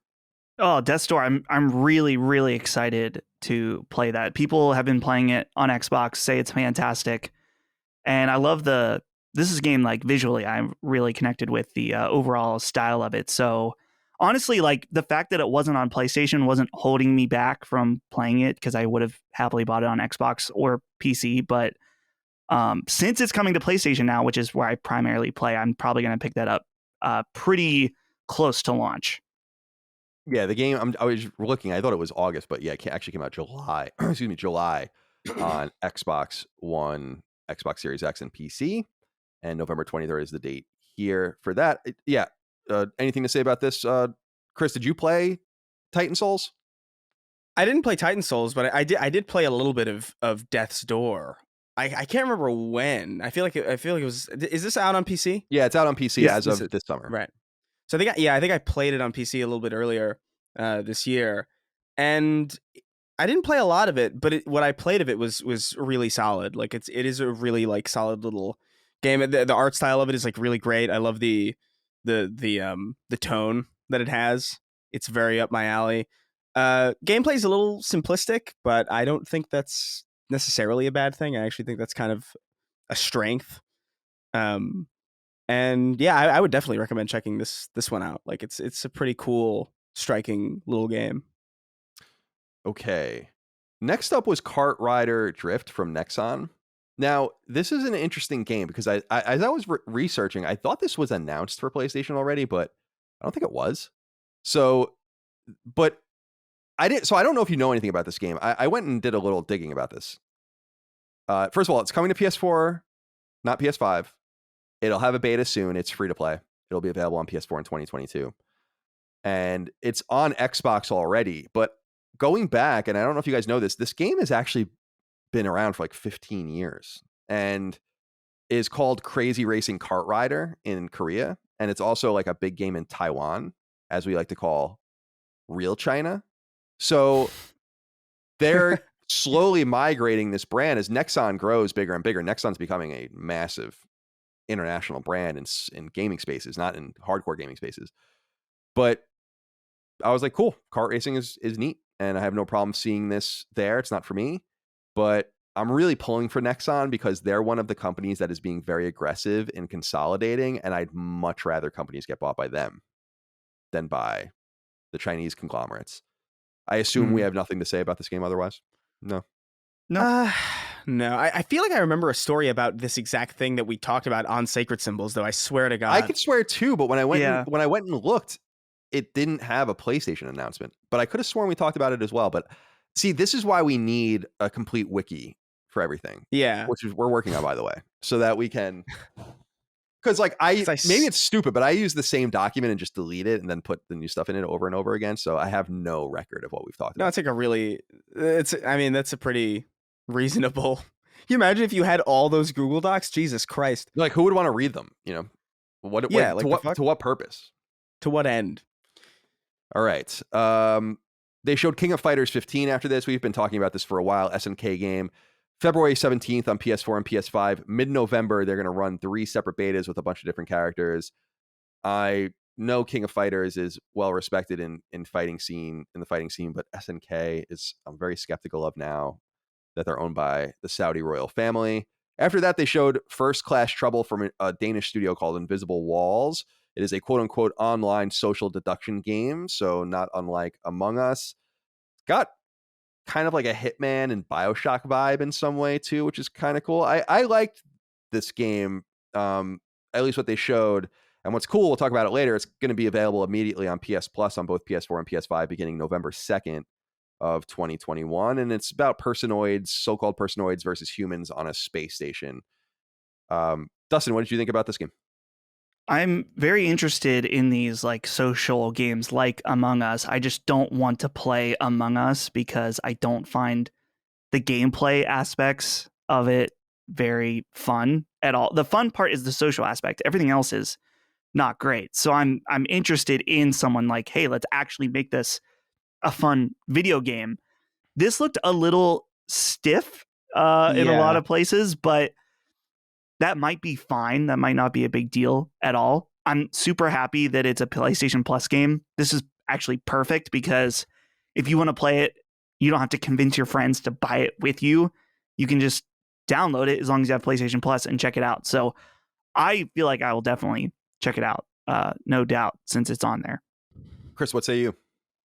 Yeah, I think I'm of a similar mind. It reminded me of like early access, early access We Happy Few, in the sense that like you could tell it's like this is a pretty good idea, but it's super stiff looking. You know, that's kind of the emotion that I got when I was watching it. But it looks interesting. I do appreciate these social multiplayer games. I played a little bit of Among Us. It's fun. It's fine. It's definitely impressive that game is as big as it is. Like that studio is that's pretty amazing, you know. But I don't know. I'll probably give this a shot. but I wouldn't be surprised if the day came where this was available on PlayStation Plus and I just kind of forgot. You know, it's not drawing my attention, but if I remember that it's out, then I'll probably check it out and see what it has to offer. But yeah, it's interesting because that you brought up We Happy Few, because obviously Compulsion's that game has BioShock vibes. So there's something that ties all those together, but yeah, not for me. All right, the game I'm actually most interested in is next, Star Ocean: The Divine Force from Tri-Ace. Now, Dustin, I assume Chris will have nothing to say about this, but Dustin, I'm really curious to hear what you think about this. Of course, Star Ocean is an old Super Famicom, actually a very late Super Famicom role-playing game. Never came out in the West. Came out in 1996 on Super Famicom, which was a year after PS1 had launched. But Star Ocean 2 and 3 were pretty well-respected PS1 Japanese role-playing games that got released. Second Story, specifically in the West, that came in 1999. And there have been Star Ocean games since. And Tri-Ace, the Japanese studio, is best known for Valkyrie Profile. They did that game Infinite on Discovery, you might remember, on Xbox 360. They did the game Resonance of Fate, which kind of came and went back during the PS3 era. And they also were responsible, unfortunately, for Final Fantasy 13-2 and Final Fantasy 13-3. So they're an interesting team, and it's cool to see Star Ocean because in a gap of no new core Phantasy Star games, fusing traditional Japanese role-playing games with something very science fiction is just not something that happens very often. And so I do like seeing that. I'm very curious, Dustin, what you thought of this. Yeah, interestingly enough, I've never played a Star Ocean game ever. So this looks, definitely up my alley. I'm really intrigued by, I'm looking at the blog post now, they're really emphasizing traversal as a big part of this, like characters flying around, which is interesting, but also could be very dicey just because that's where a lot of games don't nail that necessarily. But I'm very, very intrigued by this. I'm curious about like the world, like how much is this going to be like a Final Fantasy where I don't need to know anything else? Is it going to be helpful to... As I remember, Star Ocean games are separate, I think. But I could be wrong about that. They might actually be bundled in like really amorphous ways like Dragon Quest games are, where they come in threes, you know? But like you would never even know that. Like Dragon Quest comes in threes. But that's not even important to know. Like that doesn't affect, did that affect your enjoyment or lack thereof of Dragon Quest 11? No, of course not. Right. But yeah, cool to see. It kind of gave me, I don't know, seeing the combat, I was like, this kind of has more of a Tales vibe to it. But I don't know. What did you think about it? Have you played Star Ocean games, Colin? I have. I don't know if I've not heard you all talk of them, about but them. yeah, I have. And I haven't played the newest ones because they're not very well liked, like the PS3 ones. I think I might have played one of those. And they were on PSP, and that's where I last played them, as I recall. But yeah, Star Ocean is just it's another of these B tier. I would say, I don't mean it even as an insult, but below that tier of Dragon Quest, Final Fantasy, Persona, all of that. And even Tales now, you have games like Breath of Fire and Suikoden and all these games that just kind of pop around. And I always considered Star Ocean one of that IP. And then finally, they showed NeoStream Interactive's very long in development game, Little Devil Inside. And as I think I said last week on the show, this game has been in development forever. It was announced in 2015 and it was supposed to come out in 2016. So now it's coming out in 2022. I have no idea how that happens unless you just restart the entire game, which might have happened. But it looks pretty, but I actually was a little befuddled by this trailer. I didn't really even know what it was showing me. Like I watched it pretty intently and I'm like, so what is this? I wish they stuck on, like they'll show you an inventory or something and they don't stick on it long enough for you to really get it. Or they'll show you like a mechanic or a point of view.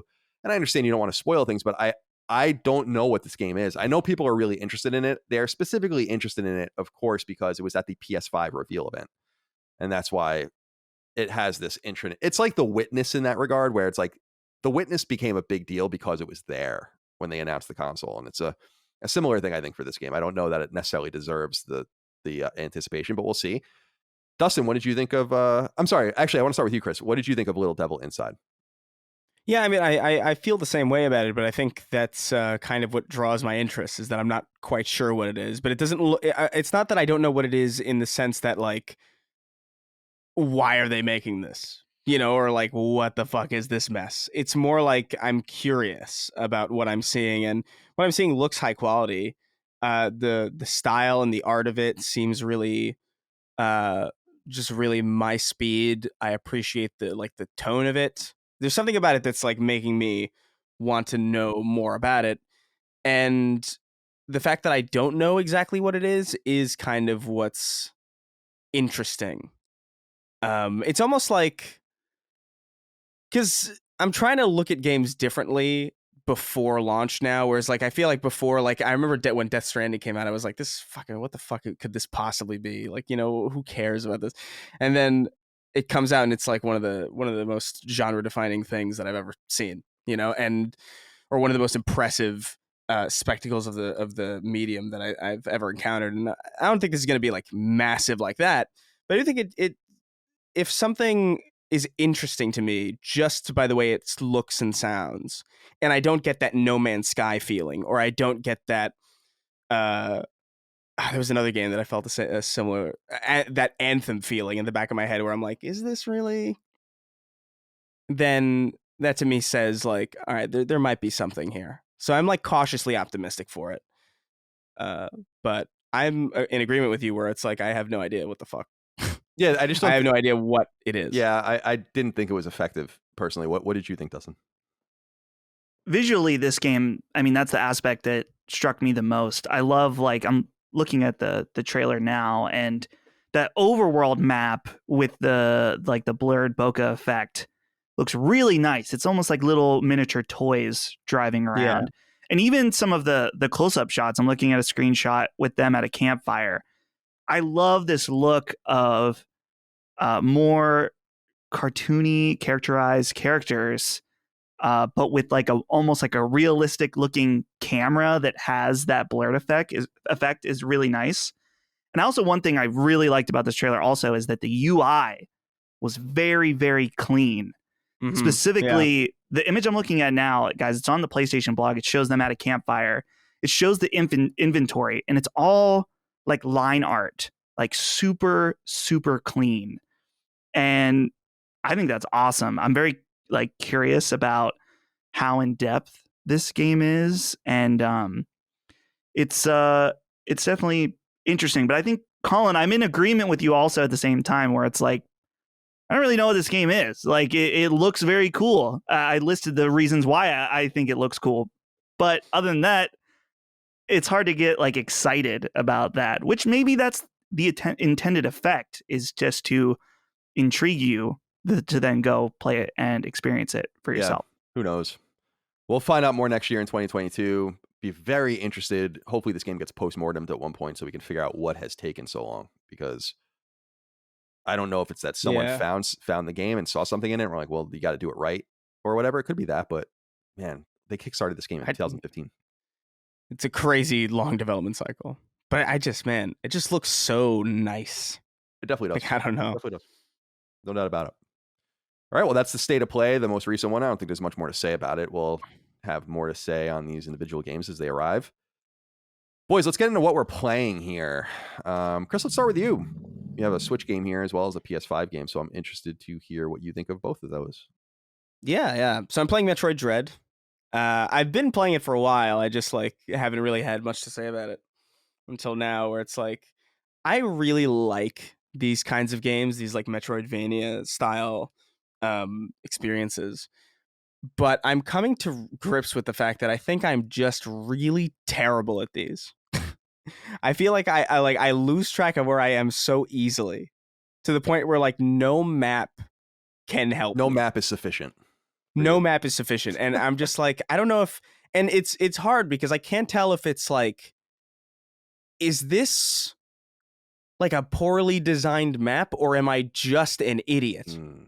You know what I mean? Like I'm trying to like, am I getting worse at like remembering like what's to the left of me and what's to the right of me? Like, is my object permanence gone? Almost is what it feels like. And it sucks because like when I understand what I'm doing in that game, it's like really fun and like really cool, and like Samus moves like really, really effectively, and it's like fun to play, and like the combat feels cool, and like the lockdown and like aim mechanic feels like really fun and really well implemented, and all the different abilities. Like, this is so fun. And then I get to this point where I'm like, I forget what I'm supposed to do. because I've put it down for like a couple hours and then I come back to it and I'm like, wait, where was I? What was my objective? Can I see my objective? Oh, I can't. Huh? And then I'm just like in this, and then I'm just daunted where I'm like, I guess I'll just put it down and never pick it up again. And that's kind of where I'm at, unless I'd want to go through a walkthrough, but that feels like lazy, you know? So I'm just at a crossroads with Metroid Dread where it's like, I don't know. I think it's a bad game, by the way. I know some people are being like, it's not designed well enough or whatever. And I'm like, I don't know if that's true. I think I'm just like getting worse at these. Like maybe I just can't keep that 2D map in my head as effectively as I used to be able to. I've been hearing a which lot is off-putting. I was going to say I've been hearing a lot of interesting things about the game as far as like the difficulty, the finicky way the game I think displays to some people, and it's fun to read about it because I am such a student of Metroidvania games that they do need to stand out and be special at this point. I think that this might be one of those games, but yeah, it's funny how this is not even that uncommon to be a game like this anymore, which is kind of sad because it used to be that we would never get games like this. So when they came, it would be extra exciting, but that's what happens. And then weird things happen. Like indies started doing a lot of stuff with like random generation and roguelike elements in Metroidvanias, which annoy me. That defeats the entire purpose of a Metroidvania, but I digress. Let's see here. I'm curious about Deathloop with you. Are you guys going to do the spoiler cast? Is that the plan? Are you planning on beating Deathloop? So, man, I'm at a point with Deathloop where I'm getting so frustrated that it's tainting my perception of the game. Where like I remember I was running through it and I was like, what am I was trying to find like what it was I was supposed to do, or like piece together like what the hell, like all right, this is the best run of this.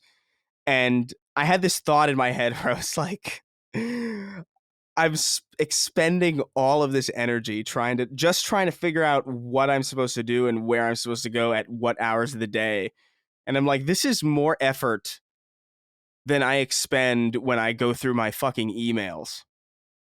You know what I mean? Like just like, and like responding to people who like probably should actually hear from me in like the real world. And I'm like, oh man, I'm not having fun doing this. Like I just want to play the game, right, but then it won't let me do it. And I don't know, man. I don't know. I feel weird about it because I tried to force myself through it like a couple nights ago, and I just hated it.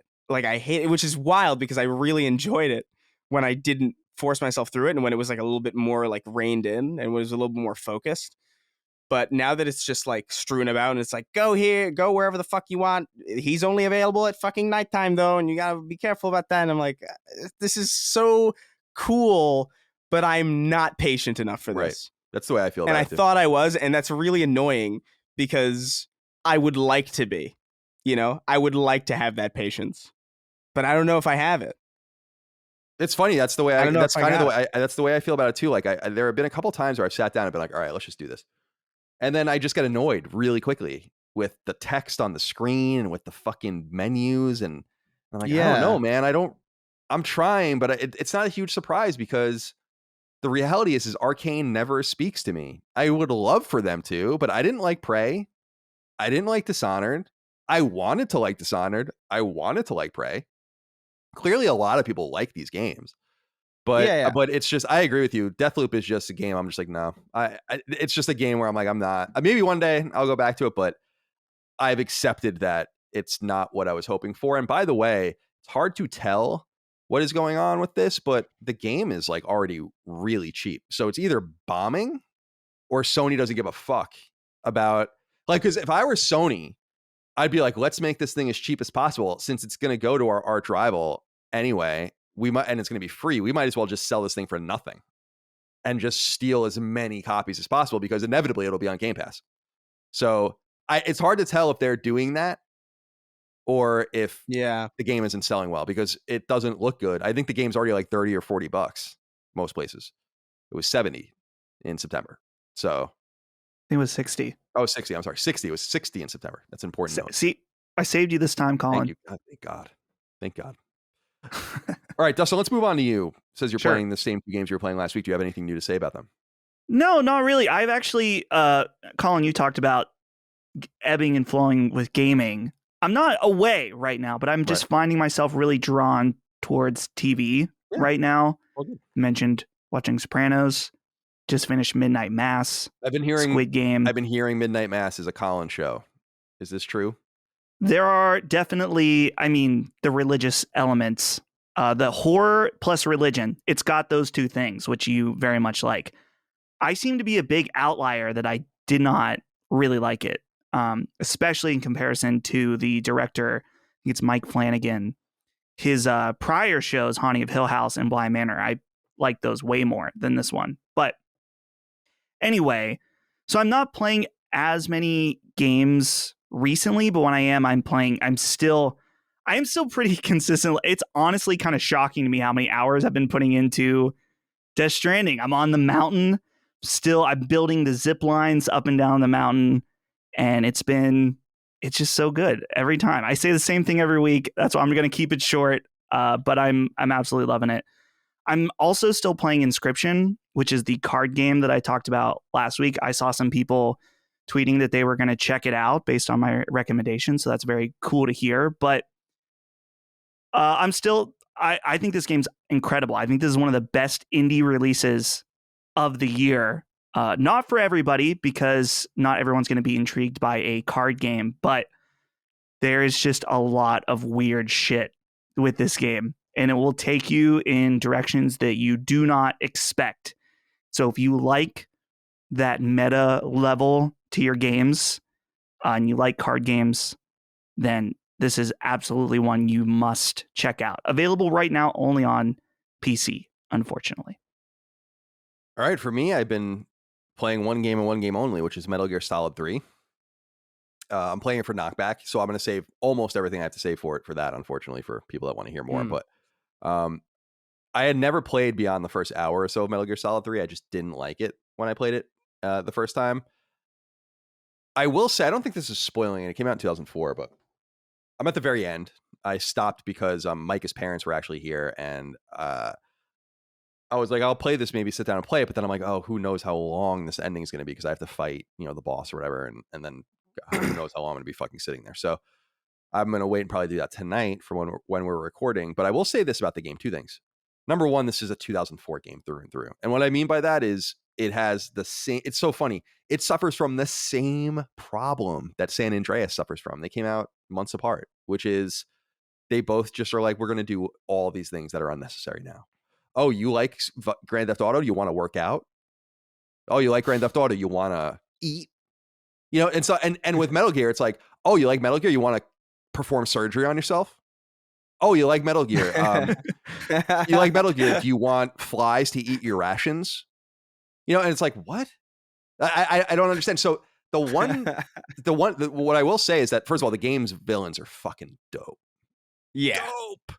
The Fury is like what I want to get a Fury like fucking cosplay outfit. That guy, the fallen cosmonaut. I mean, that guy is awesome. But my instinct. So here's what my instinct's going to tell me now, and I'm saying it right on the precipice of the ending. So we're going to see how it goes. I don't believe any of this actually happened, and I don't know if that's the way the game ends. Don't tell me. But the timeline doesn't make sense with the rest of the games. If it's Solid Snake or whatever. And it is so weird in such substantial and obvious ways that I'm like, it's gotta be fake, right? Like, so that's my feeling right now as I'm on the verge of beating it, and we'll see. I don't know what's gonna happen, but if it is fake in some way, then I'm gonna like it a lot more than if all of that really did happen. Because the biggest thing that bothers me in the game is just, why is everyone speaking English to each other? Everyone is speaking Russian the entire game. And I think it would have been way cooler, except for with each other on the codec. It would have been way cooler if everyone just spoke Russian. And that's another thing why I'm like, no, I don't think this is really happening. So we'll see. Yeah, that's it. I'll just plop that there and see what occurs. But really cool Cold War, alternate history, the origins of Metal Gear, like the Metal Gear itself. and all that. So it's super neat. And origin character, seeing where Ocelot comes from and everything. It's cool. We'll have a lot to say about it on Knockback, but I will say that my instinct right now is Metal Gear Solid 2 has always been a top 25, I would say, game of mine. I still would say that game is way better than this. And that surprises me because I think people consider this one better, right? No, yeah, Metal Gear Solid 3 is the favorite, but the people that I've spoken to, and it's always been my feeling that like Metal Gear Solid 2 is just so, I don't know, there's something about it that's like really special and like really iconic, and the fact that like, because I remember seeing that, like I was like a really young kid when that game was out, and I remember going over to my mom's friend's house, and like her son would be playing it on his PS2. I didn't have a PS2 yet. And I would just like see that oil rig, and that oil rig was like burned into my brain. Like that map is so, it's like synonymous with like video game level design to me. It's like so cool. And I agree. The bosses though in Metal Gear Solid 3 are like amazing. They are. Like, they are really fantastic. They're cool. They don't spend any time on any of them, which is a bummer. But but like they just, a couple of them just like I'm like have I even seen, when I'm like about to fight one of them and I'm like, have you even been in the game? Like I don't even know where you came from. Who are you? Yeah. But they just sort of show up. They are better than a fat bomber and a. I love Fat Man, but that's only because that was, see, I wish that they took the time. Fat Man's really well developed compared to everyone in Metal Gear Solid 3, right? So I wish that they they were like, even in Metal Gear Solid 1, Decoy Octopus, we technically meet that villain while he's decoyed as the president, I think. So you don't really ever get to know. There's a lot of cool stuff. And I appreciate that. Kojima, there's so many things where I'm like, this is fucking cool as hell, including being able to, well, I don't even want to get into spoilers. Never mind. I'm going to save it now because I don't want to explicitly spoil it. But yeah, that's how I'm feeling right now. I'm sure people are probably laughing to themselves, being like, oh my God, you're so wrong about where this is going. And I'm like, that's fine. But that's how I have to feel okay right now. Okay. I wanted to read this letter real quick before we get into the news, the real news. Rusty wrote in, says, well, gents, we're about to hit the storm of fall releases, even though it feels like all the great games got pushed to February. What games are you most looking forward to playing in November or December? I know this is a PlayStation podcast, but Halo Infinite tops the list for me. On my PS5, I'll be playing Horizon Zero Dawn in anticipation of the sequel. Keep diddling them chickens. We will, with their consent, of course. Now, I will say, we are a PlayStation podcast, but Halo is the biggest game of the year. And there's no ignoring that when that game comes out, not only do we have a Halo superfan and expert on our show, but over on Defining Duke, our Xbox podcast, where the Dukes will be talking about the game extensively. So I don't think there's any shame in that being the biggest. I mean, that's going to be the most played game in the core space this fall, or this winter, I should say, because it'll be December. But I'm curious, boys, what you might be playing, and not only what games are coming out, because I actually think that pretty much everything that I would want to play is out. I don't think there's anything else that'll be coming out for me. So it's more about organizing my time, and Knockback just totally screws my schedule up. I got to be honest. Like Metal Gear Solid 3, it took me a week, right, of time that I could have been playing something else. So here's what I've decided. Deathloop, going away. I can't waste any more time with it. I'm going to keep working my way through Castlevania Advance during football games. And then Kenna, I really like. I want to get back to that. We'll do the spoiler cast for that. And then Far Cry 6 is what I'll go to after that. And then from there, I kind of have to figure things out because I like to play Alan Wake. By this point, we'll be in mid-November. The Grand Theft Auto games are going to be out at that point. There's a lot of stuff to keep us distracted. And I was thinking, even with the Grand Theft Auto games, like those would be fun games to revisit for spoiler cast and review discussions too. GTA 3 is 20 years old. I mean, there are people that are about to play that game that listen to this show religiously that have never played it. And so there's a lot of exciting possibilities, but always my eyes are bigger than my stomach when it comes to games. Always, always, always. So I have to remember that as well. Dustin, what is your plan for November and December? There's a lot of games that I really like that I've started and then put on the back burner. Tales of Arise is the biggest one. Yeah, that's another one that I am actually hoping to get back to pretty soon. As far as new games, I mean, Halo Infinite, I'm very, very excited. I think not to open up whole conversation, but the campaign reveal they just did, I was a little bit mid on. But I'm still going to play it regardless. And then, I don't know, I'm looking at these new releases, like, I'm going to play the Pokemon Brilliant Diamond remake, because that's a game that I loved when it came out. It's maybe won't even be good, but Fair. I really want to play it because I had a lot of good memories with that game.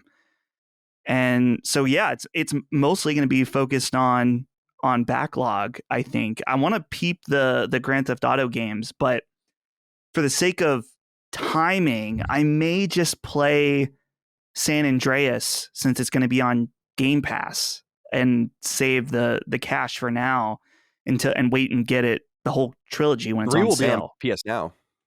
Right? Yeah. So everyone's favorite service, PS Now. No, I know a lot of people like it. Take it easy. 3.5 to 4 million people. That's right.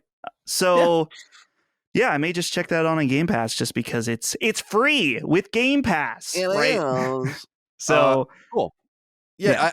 I'm interested. I was really surprised by the contentiousness of the Halo response. I'm like, what do you guys want? But I was reading a lot of what I was reading a lot of what Chris's feedback, and it made more sense to me. It seems like not even Halo is immune to Ubisoftication. In some way, I think someone showed me, actually it'd be more like Bethesda, but like there's like, this area is unlocked on the map. It's like, what? Area discovered. Yeah, area discovered, right? Yeah, and I don't know. I don't want to talk too much about it because it's just like, I don't know. I could spend hours doing that, but I think it looks good. I think it looks fun. I think it genuinely I don't think it looks bad. I just wish they had shown a little bit of like more familiar, like linear kind of story stuff instead of just kind of the open, because I think the open world could be fun. I just hope that that's not all there is. Right. But I don't know, man. This November is obviously, and this winter is obviously going to be a pretty Halo-filled time for me. Obviously, I'm not going to bother going deep into that, but I do want to check out some things that I wasn't necessarily planning on checking out. I think I'm hearing a lot of good things about Guardians of the Galaxy. Yes. I don't know if I'll get to that immediately. But it's something that I'm definitely considering jumping in on. I want to go back and finish Oddworld because that's a game that I just sort of like fell off of because I was like playing a bunch of other stuff. And Battlefield is obviously going to be a massive thing when that comes out. Although hype for that has gone seriously down after that, that beta showcase. That was like, I don't know if Dustin, did you play any of that? Yeah, it wasn't good. It was pretty buggy. It was a massive. It was a pretty huge mess. Like I was playing it, and I couldn't get 15 frames a second, and I got like a really strong PC. It makes no sense. There's a really good video by the Act Man on YouTube, like detailing a lot of like the bugs with that. So I'm less excited for it, but I'm still, hoping that it's fun and. I hope that the finished product is good, but I want to finish Psychonauts 2 before the year ends. I'm on like the last bit of it. I don't want it to end because it's been so good. And out of sheer curiosity, I'm sure that I'm probably going to be like, I wonder what Call of Duty Vanguard's about. Sure. But the thing that I'm most excited about for real is the Grand Theft Auto trilogy, because when I was a young kid, that was the one thing that my parents were like, nah. Dude, same. Nah. You can't here's Call of Duty, here's it's Halo, you're killing aliens, go ahead, whatever, who cares? Those aren't real. But hookers are real, Chris. So like I couldn't play Grand Theft Auto for the longest time, and I would play like little bits of San Andreas at my cousin's house. And I would see like little bits of Vice City at like friends' houses. But I've never actually gotten a chance to like finish or really experience those games for what they actually are outside of just, really short, like maybe 20-minute demos at like my friend's house, like messing around with cheats in the sandbox. I have no idea what the story of San Andreas is. I have no idea who these characters are. I don't know Vice City or 3 or really any of that. So Tommy Vercetti.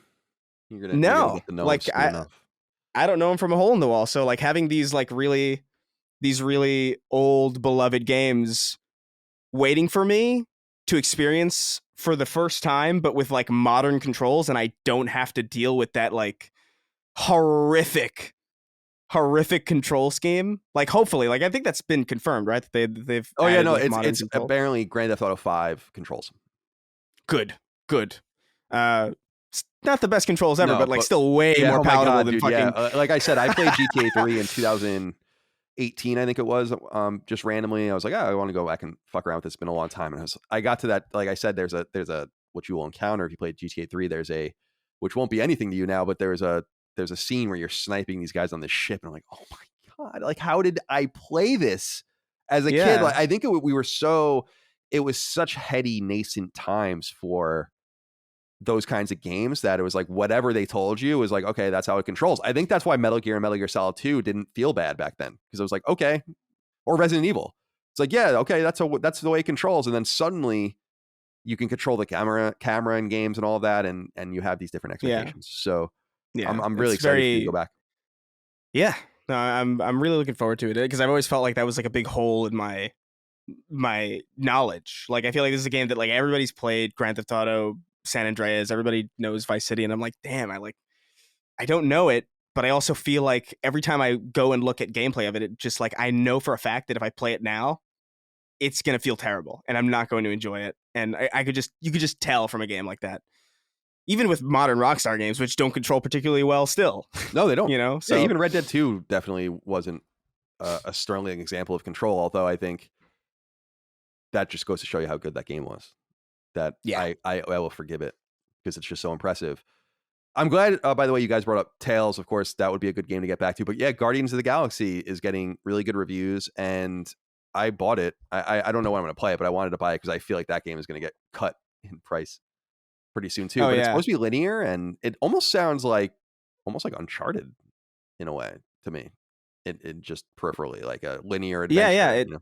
It the way that a friend of mine described it to me was like it's like Uncharted and like a little bit of like Final Fantasy VII Remake, and I'm like, ooh, that's interesting. I hadn't considered that melding of styles, but it definitely I understand what he means by it. Like looking at some of the gameplay. Oh, also like I wanted to mention, this might be totally incidental. It's probably not relevant, but like it's kind of I saw on Twitter like Rockstar announced that Grand Theft Auto San Andreas will have a VR version for Oculus Quest 2. Yeah, which means that's potentially PSVR later on down the that'll line. be nice. Would be Really nice. interesting to see that game in VR, man. It's Yeah. actually kind of perfect because it's so low resolution that they can actually maybe make it look okay. So Maybe. interested to see what that's all about. All right, so that's what we're playing. Rusty, thank you for writing in, and we'll have more to say, of course, about games next week. But let's get into the news in earnest here. And this first piece of news broke right before we started recording the show, and it's big news indeed. Number one, the PlayStation brand is very, very strong indeed. Sony has revealed new sales numbers and financials for the company as well as its biggest brand, and not surprisingly, PlayStation 5 is selling briskly at a record-breaking pace, in fact. As of the end of September 2021, PlayStation 5 has sold 13.3 million units, with PlayStation 4 now over 116 million. PS5's several million unit jumps this past quarter has it in some interesting territory. It has officially outsold Dreamcast, Saturn, the Master System, the Game Gear, and even the TurboGrafx 16 and PC Engine, and is knocking on Wii U's door. In fact, by this point, it probably has already outsold Wii U. From there, it's into the 20s, where the next consoles will pass are GameCube at 21.7 million and Xbox at 24 million. It would be hard to imagine those numbers not surpassed by the end of Sony's fiscal year in March of 2022. That said, according to Video Games Chronicle, Sony does note that their guidance on console sales is contingent on supply chain and manufacturing issues, which are haunting everyone, particularly when it comes to precious semiconductors. Still, Sony's guidance shows PS5 outselling PS4 in its first full year and anticipates that it will happen into its second year as well. On the software side, Sony Studio individual headcount is up 20% year over year, which is insane, and investments, including more acquisitions, are possible. Remember that during this fiscal year, Sony has acquired Housemarque, Firesprite, Nixes, and Bluepoint. Other notable numbers are buried within this data too. PlayStation Plus has 47.2 million active subscribers, while game sales across PS4 and PS5 surpassed $76 million for the quarter, or 76 million copies, for the quarter, though those numbers are softer than they were year over year. That's not a huge surprise because of the lack of first-party games. But big sales here, Chris. PlayStation 5, 13.3 million. Conspicuously and important to note, although we don't want to get into a warish stance, is that Microsoft will not say how many Xboxes they've sold. And this is something that they've been in the habit of doing since they've been losing. And now we are left to wonder. And I think people have wisely triangulated those numbers recently to somewhere in the 8 million range, which is very respectable based on some stuff that EA has said, Take-Two, etc. But at 13.3 million units sold, PlayStation 5, that's not even a year on the market. PlayStation 5 is absolutely murdering. PlayStation 4 slowing down substantially, and I imagine the silicon and all the production heft that goes into those is probably more useful for PS5 right now. For sure, so yeah, what do you think about these numbers? I mean, I think it's interesting. I think that you know, that fool that everybody knows about who said the PS5 would only sold 212 copies, you know, like that, or units. That guy's looking like a real idiot right now. What a dumbass. This guy's not real, by the way. I think, I think it's really impressive that they've managed to hit these numbers despite like all these like supply constraints, especially like something I didn't really consider before, kind of just now as you were reading, but just the fact that they're able to compete for these resources, given how big Microsoft is in comparison. Like I would have to imagine that there's like some interesting level of like interplay there where it's like, hey, this mega corporation can afford like to take as much of this as possible, and yet Sony's still like eking by and like getting, you know, I'm sure there's laws and shit to make sure that doesn't happen. Like you can't be like, hey, I'm Microsoft and I got all the semiconductors. Yeah. but it feels like that's like not super impossible. So it's like it's cool to see them doing well. It's not surprising that they were doing well. I still think a lot of this is, you know, inertia, you know, definitely from PS4's success, and it has to be. Yeah, it has to. Like it's impossible for it not to. What are the? I mean, no offense, but what? There's no killer app yet for the console, in my opinion. I mean, there are great games on it. I think Horizon has the potential to be that. I think like the next Horizon looks like it's poised to do like very, very, very, very well. But these are great numbers, and it's so funny to think like 10 years ago people were talking about like, man, people don't want consoles, man. People don't want these anymore. Yeah, they want to play Uncharted on their phones, man. Like people were saying that like actually for real. I know. I can't believe that was conventional wisdom. I mean, that was conventional wisdom, was that consoles are just going to go away. But it just goes to show you that consumers always know best.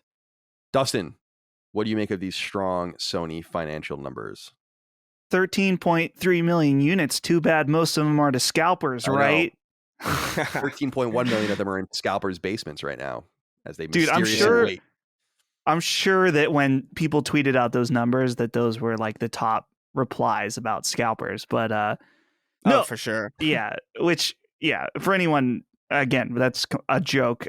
Clearly, I mean, yeah, scalpers have some of them, but it just doesn't make any sense. But this is great. I think Chris pointed out the biggest thing for me is just that it's a difficult position. I mean, I'm not trying to defend mega corporation Sony here, but they're getting relentlessly shit on by people for not being able to supply these consoles.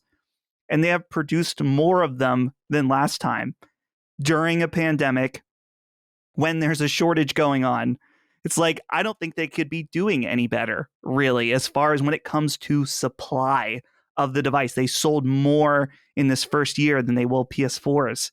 Like, I don't really know what else they could possibly do. So, I mean, I'm not saying it's not unfortunate that people can't walk into a Target and buy a PlayStation 5 yet if they want to get one, either for themselves or for a loved one, maybe this holiday. But I think that really it is an impressive feat what they've been able to pull off based on the situation. Yeah, it's I feel like this aspect of the industry is like, even despite the supply constraints, just in a really healthy place. Like I find that like people are excited about video games. Like Switch is like murdering. Switch is doing so well, even though they have an OLED model that barely does anything different from like their previous model. You know, Xbox is actually like somehow gaining significant ground in Japan in comparison to previous consoles, and it's like, this is like an interesting time to be in the industry and like paying attention to it, because it seems like everybody's just doing super well and everybody seems well satiated. There's like a lot out there for everybody right now, and it's awesome. Feels like really optimistic. By the way, 2/3 of all game sales on PS4 and PS5 now are digital. Suckers. I was it's so funny. I was like one of the first people to like. I jumped on this the second it was available. I was like, good. I never want to walk up to my console to change a disc ever in my life me again. neither. I've never put a disc in my PS5. Any of them. Yeah, me neither. I've never. I think I put a 4K Blu-ray in to test it to see like, because my friend was like, my PS5's not. It's not displaying my 4K Blu-ray. What the fuck am I doing wrong? I was like, I don't know. Let me try mine. Works fine. Sucks for you. You got the one with the bad chips. From idiot. Taiwan, idiot. All right. Oh yeah. So great numbers. Exciting for Sony. Potential big, and exciting that they have viable competition, like you said. Very strong Nintendo, very strong Microsoft. Different. We'll talk a little bit about Microsoft's approach a little later in our listener questions, I think. But yeah, congratulations to PlayStation for a job very well done. And as Chris noted, and as I said, and I've said, I still don't know that you need one. Like, I still don't know that the big game is here yet. And it's been a while. And I think Horizon, Sony released some new Horizon footage. I just saw GIFs of it on their Twitter account. I was like, oh my God. And I think they did. I'm sorry?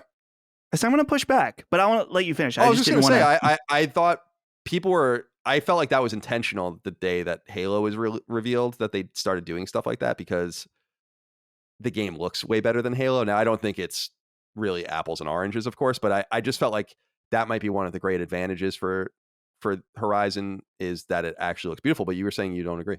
Mm-hmm. Well, I just want to, I know that when that gets brought up on this podcast, it makes a lot of people frustrated, because I think that what does the idea of the PlayStation 5 isn't worth it. Oh, yet. Okay. Yeah. Okay. Because a lot of people are playing games like Warzone or Destiny, and the simple quality of life improvements that come with having a PlayStation 5 for their daily driver game is huge. I mean, just navigating menus, doing whatever just playing, the process of playing games, not actually playing the game sometimes, is so much better on PlayStation 5 that, I don't know. I think that you're right when it comes to like a killer app. There is no game in particular that is worth having a PS5 for, but the many, many, many quality of life improvements, especially for people that are playing those lifestyle games, I would say it's abundantly worth it. Yeah, I don't think you're wrong. I think like that was always the biggest reason for me to upgrade. Anyway, like I didn't care about like, the games will come eventually, but like for me, it was just like the games that I'm playing right now. Like I want Destiny 2 to run well now from my couch and not have to be like hunched over my PC. I want like, the games that I'm playing now to run like the way that I know they can on other like PC platforms. And that is a good reason to own a console like this. It's like, no doubt. But there is no killer app yet. There is no like reason. There's no singular reason why like somebody who's like totally fine with the way things are would go out and grab a console. There is no. It doesn't have its Smash Brothers Ultimate. It doesn't have its like Uncharted 2. It doesn't have that yet. And I think in the next year, I think we'll have that. I don't know what it'll be. It's up in the air what that'll be, but I think it might be Horizon. Yeah, I agree with all of these sentiments. I think, as I've said in the past, I think I just kind of try to, I don't want to say play it down. I don't think that's true, but I just don't want people to feel bad. Like, it's not this revolution in right. It's not. It's a really wonderful machine. I love it. But I just want people to be like, all right, when you get there, it'll be fine. Like, I think there was a much bigger reason to upgrade to PS2. I think there was a much bigger reason to upgrade to PS4 than I think there is a reason to upgrade to like the jump from PS3 to PS4 was way bigger than the jump from PS4 to PS5. Full Colin, stop. Here's what I would say though, is that go back and play some. Well, I guess you're playing a game in 30 FPS right now with Metal Gear Solid. I'm playing on PS3 and it's horrible. I mean, PS3 is horrible. Yeah, that's the thing. The biggest thing, and for me, is that this generation there is like a almost universal standard of hitting 60, and that is the jump. That is the biggest thing, and the biggest reason why I'm like, it is worth buying a PS5, even if you're playing PS4 games, because you're going to have better frame rates, sometimes double, depending on the game and how they do it. So I'm just thinking that, I think it's good to not, you don't want people to feel bad, but I do think that it is very, very, very much an improved experience when you can play at double the frame rate on PS5 over 30 at PS4. Fair enough. Number 2, I'm a little bit disappointed in. I think some people will be excited about. We'll see. We'll talk it out. Eagle-eyed internet denizens have spotted something interesting in a job listing from Sony-owned studio Guerrilla. It appears the studio is preparing to allow external teams to shepherd its Horizon franchise. As reported by website Push Square, Guerrilla is hiring for their so-called franchise and community team, which, quote, aims to establish, maintain, and expand the Horizon brand. This includes looking after the community, marketing, public relations, licensing, and all franchise-building aspects of the Horizon brand, end quote. Nothing about this is especially exciting until we get to this passage in the job listing, quote, in this role, you'll be part of a specialized group overseeing externally produced game projects. You will function as an integral extension of both the internal and external development team, managing expectations, setting up reviews, and constantly looking for opportunities to improve efficiency, introduce new ideas, and evolve production and reporting techniques, end quote. Push Square makes note of rumors that none other than Sony's most recent acquisition, Firesprite, is itself working on a Horizon game for PSVR 2. However, it's beyond doubt now that Sony intends on trying to make Horizon its next big thing. This isn't a huge surprise either, after all. The original Horizon, launched on PS4 in early 2017, is the console's 4th best-selling exclusive, behind God of War, Uncharted 4, and Spider-Man, and it saw nearly 1 million copies in its first month sold upon releasing to PC this past summer. Guerrilla, which was founded as Lost Boy Games more than 2 decades ago, joined the Sony first-party family in 2005 after the release of its FPS Killzone on PS2, and now pushes a headcount nearing 400 people in its Amsterdam office, and is unclear what the team is working on apart from Horizon Forbidden West, due out on PS4 and PS5, as we just discussed in February. Now, there's actually interesting things in here, although I don't know if Sony would be stupid enough to let this stuff loose. Maybe they are. I read, Dustin, a few things into this based on specific language. They say you will be working between external development teams and internal development teams, and they use a singular. So that to me indicates that internally Guerrilla is either considered one team, which is unlikely, or that one team is on Horizon. Like that is their directive. And now they'll fuse that with external developers, and something else is clearly going on there too. We're waiting to see. We think it's a shooter, maybe Killzone, maybe SOCOM. So there's that I read into. Also, this kind of fusion of acquiring Firesprite, which is long rumored to have been working on a Horizon PSVR game. And now that would make sense too, and would make sense why Sony would be interested in buying them, by the way. But what disappoints me and what I want to throw over to you with is I don't want more Horizon games. Like, we don't need to run Horizon into the ground. The reason Horizon is special is because we only have one game right now. We've had one game. By the time the new one comes out, it'll have been 5 years. We only had one game. And that's fun. And there's obviously the Frozen Wilds expansion. Aloy, as a character, she has appeared in Fortnite. She has appeared in a very cute Genshin Impact promotion, which I thought she was awesome. And I know they want her to be more, but I'm afraid that they're going to let this get out of control. And it would be akin to reading that Sony is letting an external team make Uncharted. That might happen. That might be happening. But you don't do that with Uncharted 2. Uncharted 2 is the most important one. I just don't. So obviously Forbidden West is internally developed, but I just feel like they're letting go too quickly, and it makes me a little nervous. Right. I see. Here's the thing. Anything that makes money, I just expect to be run into the ground at this point. Like, you mentioned already the partnerships they have. Looking at this quote here, aims to establish, maintain, and expand the Horizon brand. Okay. Expect a Horizon TV show, whether it's animated or live action or something. We've already heard rumors about a partnership with Netflix and Sony. So, and they're doing an Uncharted movie. They're doing a Last of Us show. So expect Horizon and Twisted Metal. Expect a Horizon show, guys, right here. I will freely very. I feel like that's an easy guess there that they're going to do Twisted Metal. If Twisted Metal is getting a show, Horizon's getting a show. Right. Yeah. So that's going to happen. There's a PSVR game that's going to happen. There's a multiplayer game that we heard that they were hiring for that may also be Horizon. So Yeah, that would that's suck. another. See, that's a good point. If that other team is also a Horizon team, it'd be like, oh my God, Yeah. no. No. There's Sony's mobile initiative that's going to be coming. So expect a Horizon Pokemon Go game. Collect your robot dinosaurs as you walk around. Yeah, it's going to be a Horizon everything everywhere. So prepare. It's too bad. Do you agree, Chris? Yeah, I think so. Unfortunately, I don't know if I have much to add. We live in hell. Dustin really laid it out pretty well, but I would not be. This would not surprise me in the slightest. It wouldn't surprise me either. Rarefication, like scarcity, is part of what makes something special. It's frustrating sometimes when there's one good thing, like, right, Spec Ops: The Line we always bring up, or Catherine's a good example. We brought that game up earlier. It's annoying that there really can't be more Catherine. There really can't be more Spec Ops: The Line. But it's still frustrating that you don't get more and you want more. And I understand that the inclination, therefore, is to say, like, you have something great with Horizon. Why don't you do more? But we're seeing with Ubisoft right now that it's starting to implode on them in a pretty drastic way. This idea of like more, same, more. Sony has managed to avoid this, and I thought has had, if not frustrating timing, pretty good timing in saying, like, that's enough. Killzone, that's enough Killzone.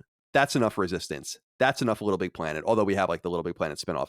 That's enough Motorstorm, whatever, and so on. But they need to be able to say that's enough Horizon. Like, they need to be able to say that, because you don't want, this is, the important thing is that while, as popular as this game is, it's half as popular as God of War. And so it makes you wonder what they're going to do with that game, right? It makes you wonder what they're going to do with Uncharted. Now, we know that there is probably 2 Uncharted games in development, probably a remake of Drake's Fortune, although that's getting mixed up with the rumors about Last of Us remake, and then there's an Uncharted game that was being made externally. And I'm just concerned because I think Sony has done a really nice job of turning a switch off, even though it felt premature. We wanted more Resistance. They wouldn't give us more Resistance, but by not giving us more Resistance, we got Spider-Man, right? We got more Ratchet. We got Sunset Overdrive, even though that was happening elsewhere. Yeah. Again, opportunities taken, infinite opportunities lost. I get that. But let's not avoid the reality that getting away from Killzone got us Horizon. And so what can getting away from Horizon give us? That's what concerns me. And I know that they can have the best of both worlds. I know Horizon is big. I know Guerrilla is a much bigger team than they used to be. I know all that's true. But I just want to make sure that they're being deliberate and not succumbing to the reality that Sean Layden so expertly laid out when he said these games are getting expensive and you need to start paying attention to that.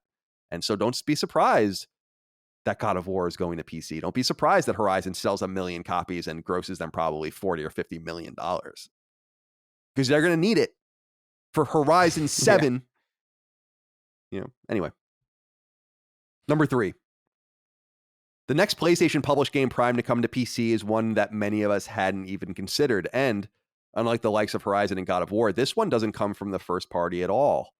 So the first things first, this game in question is Sackboy: A Big Adventure, the PS5 launch game that also came into PS4 by way of repeated Sony second-party developer Sumo Digital. Now here's the rub. According to website Video Game Chronicle, service SteamDB, which scrapes information off of the popular PC gaming platform Steam, scraped new details about a game with the codename Steel PC. Video Game Chronicles continues, quote, however, the product's current information references something called Marmalade content, which it's believed is a reference to Sumo Digital's platformer. It was pointed out on Reddit that September's huge leak of unannounced games on NVIDIA's GeForce Now streaming service included a reference to Project Marmalade, which the list also confirmed was Sackboy: A Big Adventure, end quote. So, in other words, we've triangulated even more information from that devastating NVIDIA leak that has given us information about a PC port that is certainly coming. So, as the website reminds us, the NVIDIA leak was almost certainly real, and certain games in that leak, including God of War's PC port and the Grand Theft Auto Remastered trilogy, have since been confirmed as real. NVIDIA has, of course, denied the veracity of the leak, but the information was decidedly and demonstrably on their server, and none of the games revealed are beyond imagination. Others included, that are purported to be in the works anyway, include Half-Life 2 Remastered, BioShock Remake, Final Fantasy IX Remake, Kingdom Hearts 4, Crysis 4, Helldivers 2 from Arrowhead, and others. So, I don't know. Chris, what do you think? Sackboy: A Big Adventure is going to be the next game that looks like it'll migrate over. it's interesting. What's interesting about this to me is like I can't really nail down a strategy as to like how Sony is deciding when to release these on PC. You know what I mean? But like I feel like it's got to be money, right? It's got to be like, listen, Sackboy, A Big Adventure is not selling super great. You know, I can't remember the last time we talked about it. I can't remember the last time. Very little. Yeah. I can't remember the last time it's come up. So like I would imagine it's like, all right, we've kind of bled the stone dry here on PlayStation Network. This is a PS4 and PS5 game. We've got it on both platforms already. Let's bring it to PC to get some, you know, to get more out of this, because we've clearly exhausted our efforts on console. But it seems pretty quick for them to make that call. I would agree. I understand that this. I'm sorry. Go ahead. Like I understand it's no Horizon or God of War. Like those games are going to be selling for years. You know, after they come out. Like even if it's like a little bit, it's like still going to be a substantial amount of, you know, sales. So like it makes sense to me that like God of War is coming to PC way later. It makes sense that Horizon Zero Dawn came to PC way later. Death Stranding though was what, a year? A year, not even, I don't think, and a different publisher, but. Yeah, that might have been a carve out, but yeah, that was different. And then they always had these weird carve outs with like Helldivers is so interesting because that was a game that came to PC and no one really thought twice about it. But could be a harbinger of things to come. So yeah, I agree with this Sackboy news. It's, to me, it seems like just, and I don't know if you agree, Dustin, it just seems low cost, low opportunity. I just, to me, it's almost one of those games where I'm like, why bother? Except for they might be curious about the telemetry and the data they're going to get from a children's game and a co-op game. So there's more information to be had, and maybe that's what they are curious about. But it does signal that everything is coming to PC. Like I would imagine that there is nothing that is going to be held back, or potentially nothing that could be held back. They might want to be very Nintendo-like in their virtual console approach, where they're like, yeah, we could do this all at once. We're not going to. But Sackboy, A Big Adventure, I'm like, okay, that's all you need to know about their intent. Yeah. Right. Yeah, this one, I mean, we've always talked about how Sony's been using their PC releases to market future games. I don't get that feeling from this one. I'm getting more the feeling what Chris is saying, where I don't feel like this game did very well outside of its launch title status. It probably sold a decent amount because launch titles always sell well, in that people bought a new expensive toy. They want games to play on it. And so that's probably one a lot of people picked up. I think the aspect of getting the information about a more family-friendly game or in co-op is interesting, because I don't know. I don't feel like PC gamers are really gravitating towards that as something that they want to buy. I don't see this being a very appealing product to the core market of PC gamers. But then again, there's a lot of younger kids now that are gaming on PC because of games like Fortnite, right? All the time, kids that either have like a decent laptop or whatever. So yeah, it's highly possible that maybe there is a PC market for it, but I'm leaning in mostly what Chris said, and that they're kind of thinking that they've kind of bled this one dry.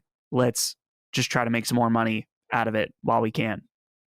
Yeah, very well said. And I think they'll be able to get more useful data. And I think just, we don't know. I mean, this might not be true, but I must give a shout out to the sleuths that put it all together, because that NVIDIA leak, I think over the years is going to show, it's like the fucking Pentagon Papers. Like, I think it's just gonna, like, it's gonna be referenced for many years as being like, oh my God, like all of this stuff was definitely true. And I think there's no doubt that stuff was true. And yeah, we are, but to be safe, we must say that we are awaiting official confirmation. But shout out for using the by the way, the code name Marmalade content for the port. It's like, what? Yeah. All right. That's awesome. Oh, I can't wait to hear what you guys think of this. Number 4, a new crossover fighter is in the works, and it's from a publisher you may not expect, Warner Brothers. The game hasn't officially been revealed yet, but it's decidedly leaked, and it's called Multiverses. The images and videos from the leak have been copyright stricken into oblivion in many places, so that's all you need to know, but are still around if you know where to look. And the character select screen shows the following fighters: Steven Universe, Adventure Time. I didn't know those were characters. Batman, Harley Quinn, Gandalf, Rick and Morty, Tom and Jerry, Bugs Bunny, Shaggy, Wonder Woman, and Mad Max. And I think some of those aren't included in the screen, but have been rumored from the people that leaked the game. Who's developing the game is also unknown, although it has a decidedly and not surprisingly cartoonish feel. As Smash Brothers on Switch reaches the end of its roster expansion and games like Nickelodeon All-Stars Brawl try to fill the niche in its own way, this, of course, raises the question on if Sony should get back into the game with a new crossover brawler. Next year will mark a decade since Superbot's PlayStation All-Stars Battle Royale came to both PlayStation 3 and Vita, came in the fall of 2012, as you might recall. This rumor actually started circulating late last week, and I think people were like, this is nonsense. And I think the dude that originally leaked it like kind of dunked on everyone because he's like, see, like, here's all the information you need. Gandalf versus Rick and Morty sounds a little ridiculous. Oh my god! Now, Holy rumor is shit. that it's supposed to be free to play, so maybe not as egregious as Yeah. it seems. Also, a couple of the fighters, I'm like, that's cool. Tom and Jerry, I think, would be fucking dope. Like, that's almost something you'd want to see in Smash Brothers. Like, those characters are awesome. I love Tom and Jerry. So that was kind of the old one. I don't know what they do with them now, but like they're so violent, and like that would be funny as hell to have like an ice climbers like thing with them. But otherwise, I like it's cool, like Mad Max fighting Gandalf. Like that's cool, but it's just weird that Warner Brothers has the audacity to assume that they have the heft to do a game like this. And I'm a little confused why this game is almost certainly not being developed by their in-house fighting team, which is either even weirder to me. It's like you have NetherRealm. They've done a crossover fighter already, by the way. What are you doing? So a little bit of oddities, but Chris, what do you think? I don't know. Look, I like crossover fighters. I think they're funny. I think they're like fun. I think they're like it's amusing to see. You know, like I've talked before on this show. I can't remember if it was on the main show or if it was on like a call-in episode or a mailbag episode. But like I would love to see like a Seinfeld Mugen fighter. Like I think that'd be hilarious. Like there's no, I'm not inherently opposed to the idea. It's just the imagery of Rick and Morty fighting Gandalf, and like how are these characters going to be rendered? Like, is it going to be like a real looking? Yeah, if you look, Gandalf? if you look at all we have is this, what looks like the renders from the stage select screen, and they look like 3D Maya cartoon like renders. Like, that looks fine. But it's like kind of like a more cartoonish Gandalf than you might expect. It just reminds me of those memes that people would make up of like character fighters, and it would just be like all these like, it's like Ben Shapiro versus, you know, the Wicked Witch of the East, and it's like, what is this? It looks like it's just a completely random hodgepodge of things. And I guess because Smash Brothers is like at the end of its character roster, like a lot of these companies are thinking like, maybe it's time to jump in. I do not think this is a wise thing to do. These are fun games for like meme content. It's fun to joke about it. But I mean, Nickelodeon, like that Nickelodeon game isn't being talked about really at all. Like it was when it was first talked about because it was funny and it was amusing. It's like, you can like wave dash with SpongeBob. And it's like, yeah, it's funny, but it doesn't live beyond that really because it's not Smash Brothers. It's always going to be a pale imitation. I don't care if you can play as like, hey, Tom and Jerry versus the Clockwork Orange rapists. Like that's not like, like I don't understand the appeal of like ages right there. Holy yes, yeah. It's like Endgame, but I don't know. I feel like this is like a gimmick more than anything else because plenty of studios have tried this and it just doesn't really work. Nintendo just has an eye for this, and they have a design team that's focused on this specifically, exclusively for the last 20 plus years. You know, that experience helps. And the fact that they've been doing it so long, it's like, I guarantee if you go back and play the first Smash Brothers, it's not particularly good. You know, it's probably like a little messy, probably a little clunky, but because they have so much experience with this genre, it makes that game feel premium. And even if you have a game like this that's on PlayStation 5 and on Series X and on PC with like much higher fidelity capabilities than a Switch, it's always going to feel like less premium than Smash Brothers, which is highly impressive on the behalf of like Sakurai's team. The fact that he's able to do that with like, you know, very limited hardware in comparison is like really impressive.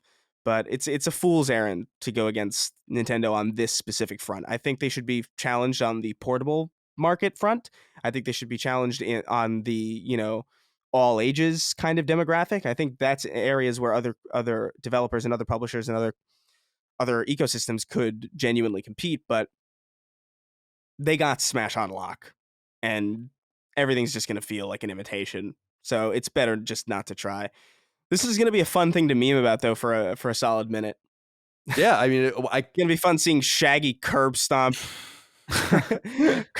Wonder Woman.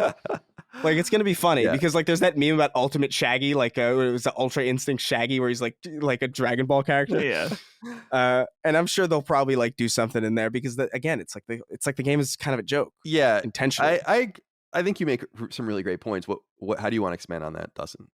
Well, I'm not surprised that this exists just because Warner Brothers cannot resist making crossover movies. They've done it 3 times now.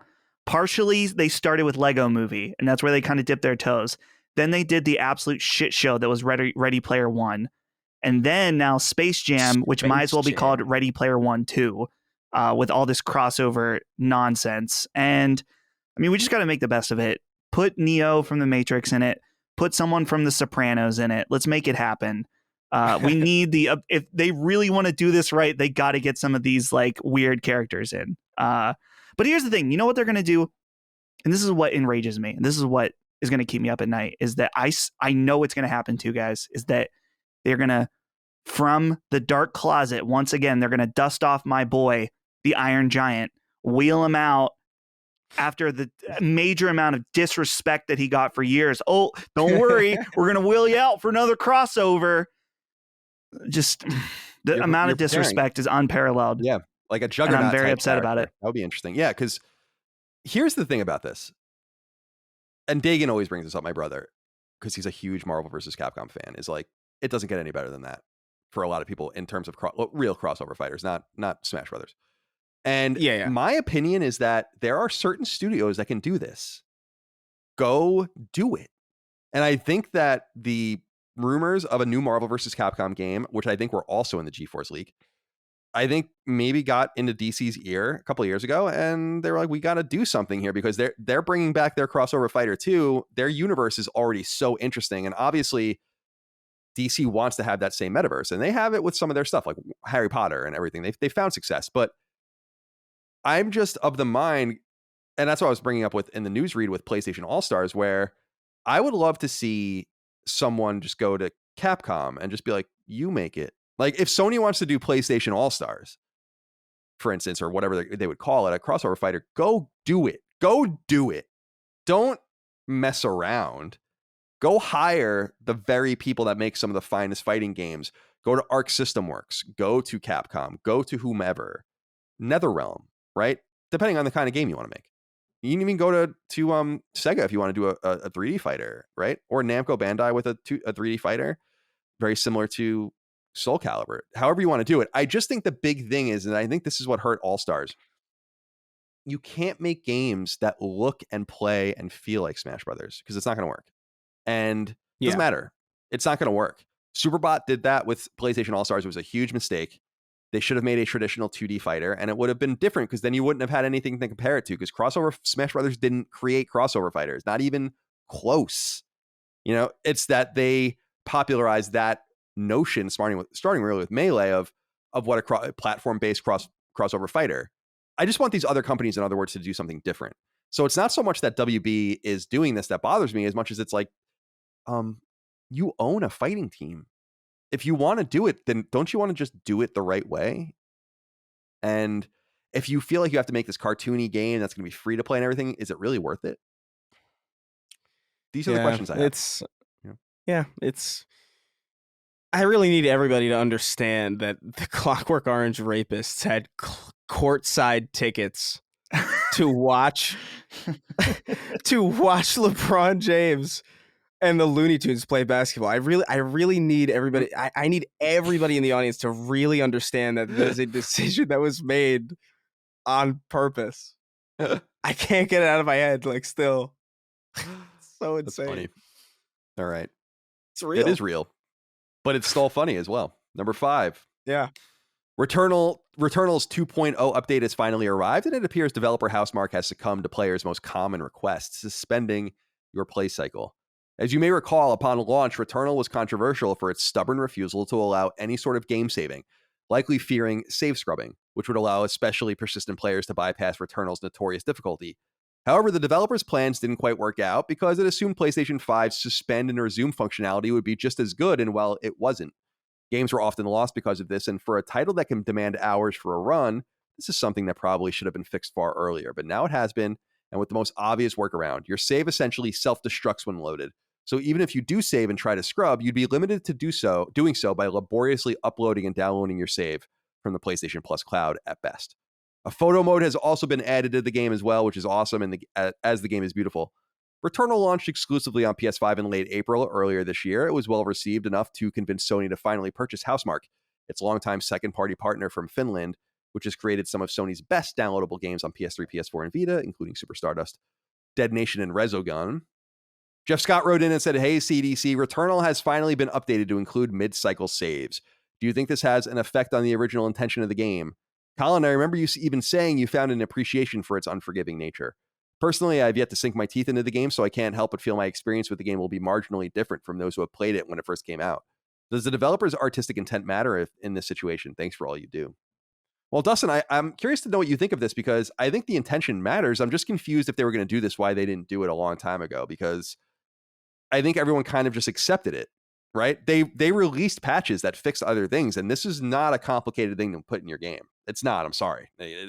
You make a save state, self-destructs, it loads to where you were. It's not really a huge lift for a company, a developer, especially a AAA developer like Housemarque now is. So Right. they made other fixes. They fixed algorithmic RNG problems and all the other things, and they refused to do anything about this until now. And now I feel like he's right. Jeff's right. You are getting a different game. Now, it might not matter, but it's going to feel different because it's not going to have the same imminence and sphere of, and that one of being like, I gotta go. And like you suspend your PS5 and hope for the best, but you come back and it's frozen or whatever was happening to people. I just feel like this was a little bit late.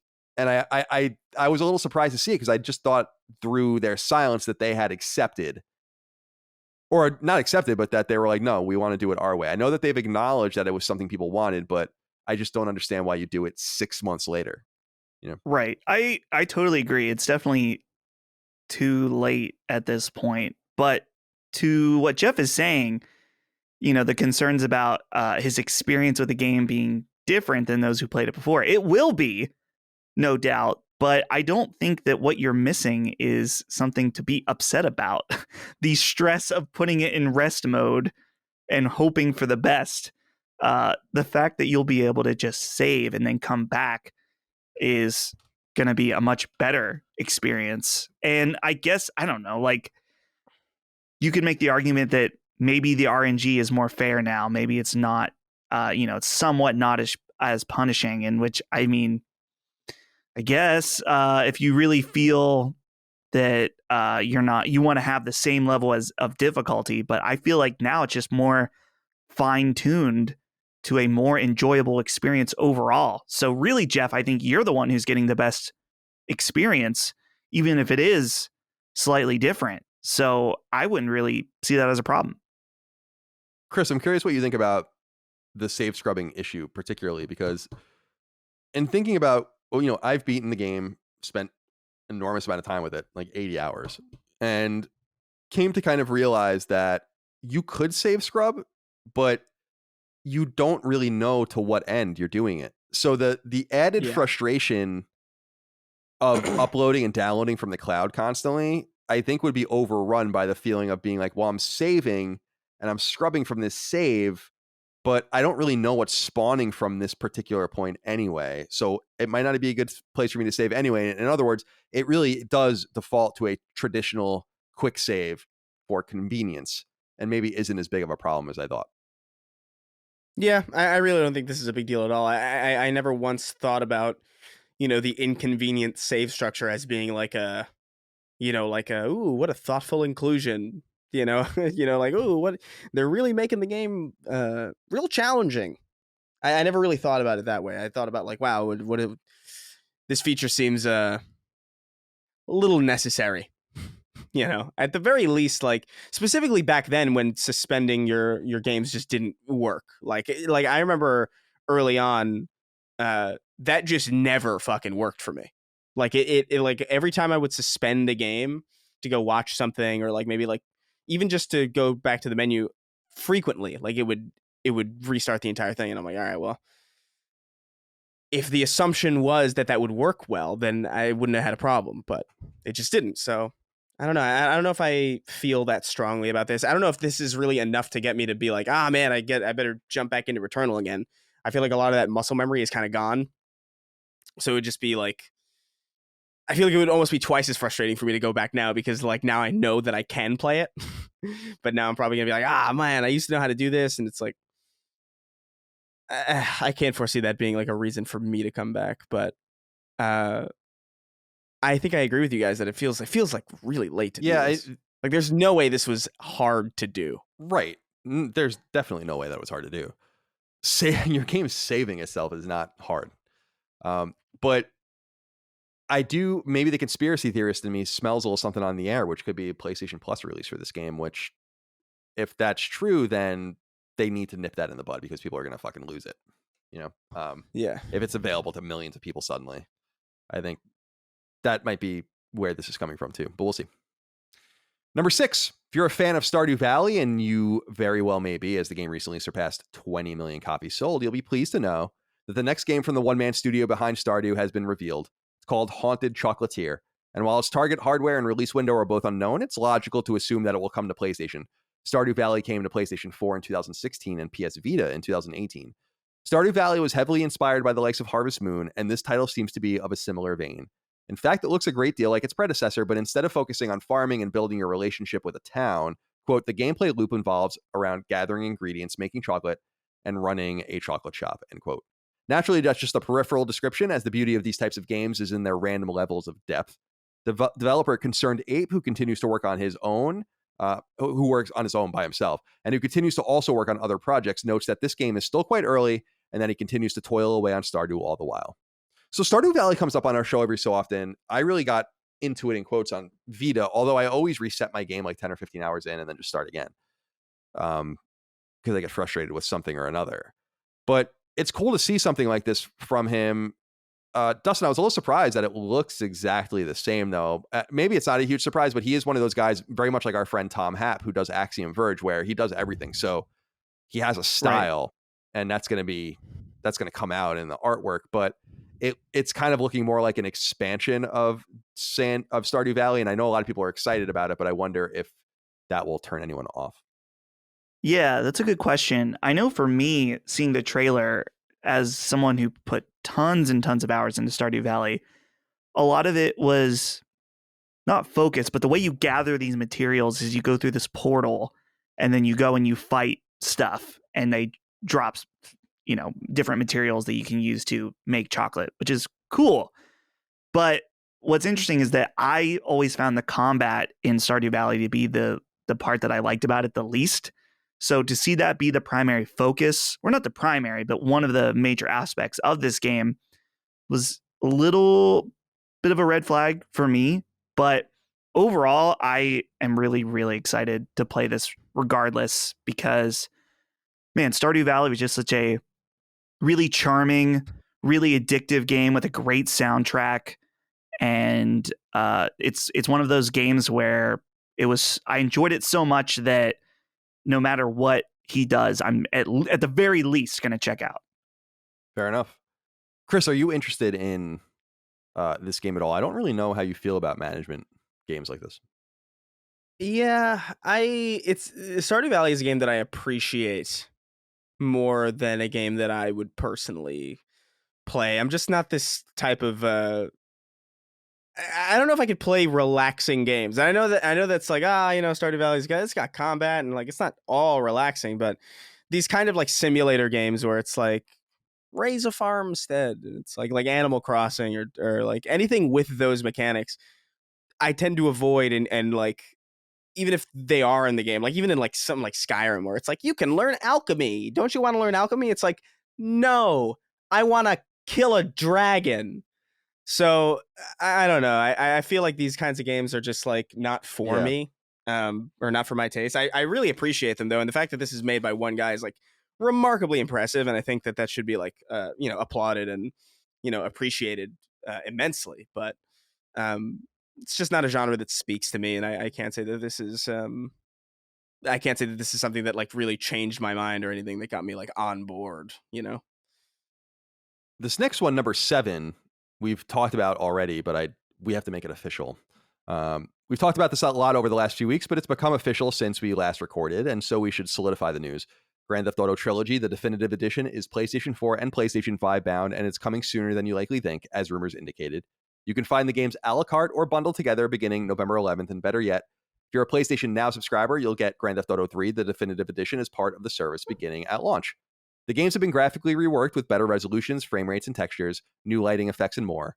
And perhaps most importantly, the games have improved and updated controls modeled on Grand Theft Auto 5. GTA 3, which came to PlayStation 2 in 2001, is largely understood to be one of the most important video games ever made. It revolutionized open-world gameplay, humor, sex and violence in games, gunplay and driving, and more. And it was followed by a beloved sequel, Vice City, in 2002, and San Andreas in 2004, also on PS2. Sadly, the re-releases stopped there. There's still no word on if or when we may get the likes of 2008's Grand Theft Auto 4 on PS4 or PS5, as well as its 2 DLC packs, and other games from that era, like Liberty City Stories and Vice City Stories on PSP and PS2, and Chinatown Wars on DS and PSP. GTA's reemergence isn't without controversy, however, as website Kotaku reported on the surprising change to the character Phil Cassidy in GTA Vice City. In the original, he's wearing a shirt with the Confederate flag on it, which has seemingly been edited out, if the trailer is any indication. As for GTA 6, rumors continue to percolate there too. In a conversation with Rolling Stone, rapper Snoop Dogg spoke about fellow rapper Dr. Dre, who he said is making great fucking music, and some of his music is connected to the GTA game that's coming out. So I think that will be the way that his music will be released through the GTA video game, end quote. So that's awesome. So we have a little bit more information there. Now, I wanted to throw something over to you, Chris, and we'll go to Bill Peddle here. He says, "Good day, gentlemen. With Rockstar apparently removing a Confederate flag from the GTA trilogy, do you think this shows that there is slim to no chance of a Bully sequel or remake?" I think this is actually a really good question, because when this story was making the rounds, and so we don't really know exactly what's going on here, Phil Cassidy is a character that's actually in all 3 GTA games on PS2. He's a weapons dealer. And in Vice City, he wears a Confederate flag and on his shirt. Now, the game takes place in the 80s. It's Florida, so it's just deep south. But in seeing that, I think it was Kotaku that reported on it first, and we'll see how the game comes from there. It's unclear if they did that just for the ad or if it'll be like that in the game. But assuming it's like that in the game, it doesn't bode well for Rockstar as far as this kind of place where you can express yourself and say and do what you need to do to get your game out there. And I'm just confused what is so offensive about the Confederate flag from the perspective of 1980s, in Vice City's respect, 1980s Florida, where, as people have noted, I mean, these things are flown. I'm in the South. These things are flown places still. Not that saying that's right or wrong, but he's a gun dealer. He's not a good guy. He's not a good character. It's just a shirt he's wearing. And the way I put it is like, it's got serious, like there were no swastikas in World War II vibes. Remember, it was in Wolfenstein 2 where it's like, what the fuck is this? They're the Nazis. They use swastikas. That's what they do. And you would imagine some white trash arms dealer in Florida in the 1980s might be wearing a Confederate flag on his shirt. That I just feel like that's shocking from this studio, and I don't think it's a good sign personally. I just put out a video about this exact thing, actually, like today. And it is strange considering that flag it's associated with this character that's portrayed like a complete like piece of shit. like he's an idiot. He blows, like, spoiler alerts for Grand Theft Auto Vice City. He blows his own arm off in a drunken stupor. Like, he's not like this. It's not like this. The Confederate flag's being like portrayed as like, ooh, this wonderful thing. You know, like it's being deliberately associated with a stereotypical like drunken redneck, which to me is even more confusing, right? It's like, why would you? It almost seems to defeat the purpose of like wanting to separate, imagery from like stereotypes. But like, I do want to mention this because I was racking my brain thinking about this as well, and this is partially what my video is about. This game is going to be on the Apple App Store. This is a mobile game as well. And when I heard this news and I saw this news about the Confederate flag, I got like a memory of like an old video I did. And I went back and I looked, like I swear I've talked about this. And it turns out in 2015, Apple did like a sweep, like a complete sweep on their App Store, removing everything that had a Confederate flag, regardless of the context, in response to, I think, some riot or like some like big protest at the time. I can't remember exactly what it was, but it was about the Confederate flag, and they made like this complete like blanket rule where like you couldn't have him, and a lot of like historical context games were taken off the store for that reason. Games like, I can't remember specific like titles, but they were like real time strategies about like the Civil War and like educational titles, and it was like a big deal at the time. But to my knowledge, that has never been undone.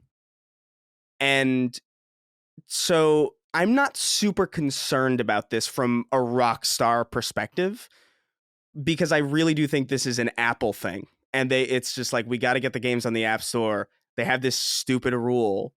Like, I have to assume that that's the reason why it's gone. Because Grand Theft Auto was so no holds barred. Like, there's no way they got rid of a Confederate flag because it was just too much. Meanwhile, you're out there like murdering hookers and shit, like, and killing thousands of cops.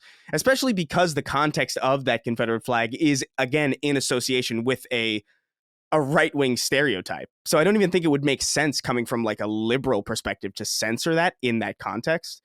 I really do think this is purely because of Apple's like stringent rules, which, by the way, isn't great either. Like, that sucks, but I don't think it's necessarily indicative of like a major change at Rockstar. Like, I think it's more to do with just this like really weird rule that Apple has just not conceded on. And also the fact that this is a port made by, I'm pretty sure, is it made internally at Rockstar? I actually have no idea who's working on the port. I would presume it was external, but people had brought that up. That doesn't matter. I mean, they're not going to do anything they want to the game without Rockstar's permission. That is true. I feel, but like if they say like, hey, you can't go on the App Store, and you're trying to get this on mobile, it's like, fuck. You would think you would just make that. See, this is a version almost of the heckler's veto, because what this basically means is that now the lowest common denominator must be catered to on multi-platform releases, period. Right. And that sucks, because that basically just means the most extreme version of a popular storefront will now be the de facto rule set for everyone's storefronts, unless a company like this pushes back. And I think that's a really great point that you're making, a really good, well-researched point about wanting to be on the App Store and Apple Arcade and all that. And that's cool. But what about all of the other versions of the game? That's what's weird to me. And I think it's peculiar that a game about murder, theft, arson, drug use, and sex and whatever, it's like, that's the line. It's fucking pathetic. And it shows how stupid that rule is on Apple. It is. Because I do remember that. I remember that being a thing. It's like, there are earnest Civil War games that use that flag. Is it really that big of a deal? It's like Panzer Commander on PC using the swastika. I mean, that's the flag of the fucking country. Yeah. I don't know what you want. Doesn't mean you support them or like them. No, exactly. Like, I'm not saying it as to like excuse it as like a, it's just, I think the reasoning is like a little different than the assumption that people are having.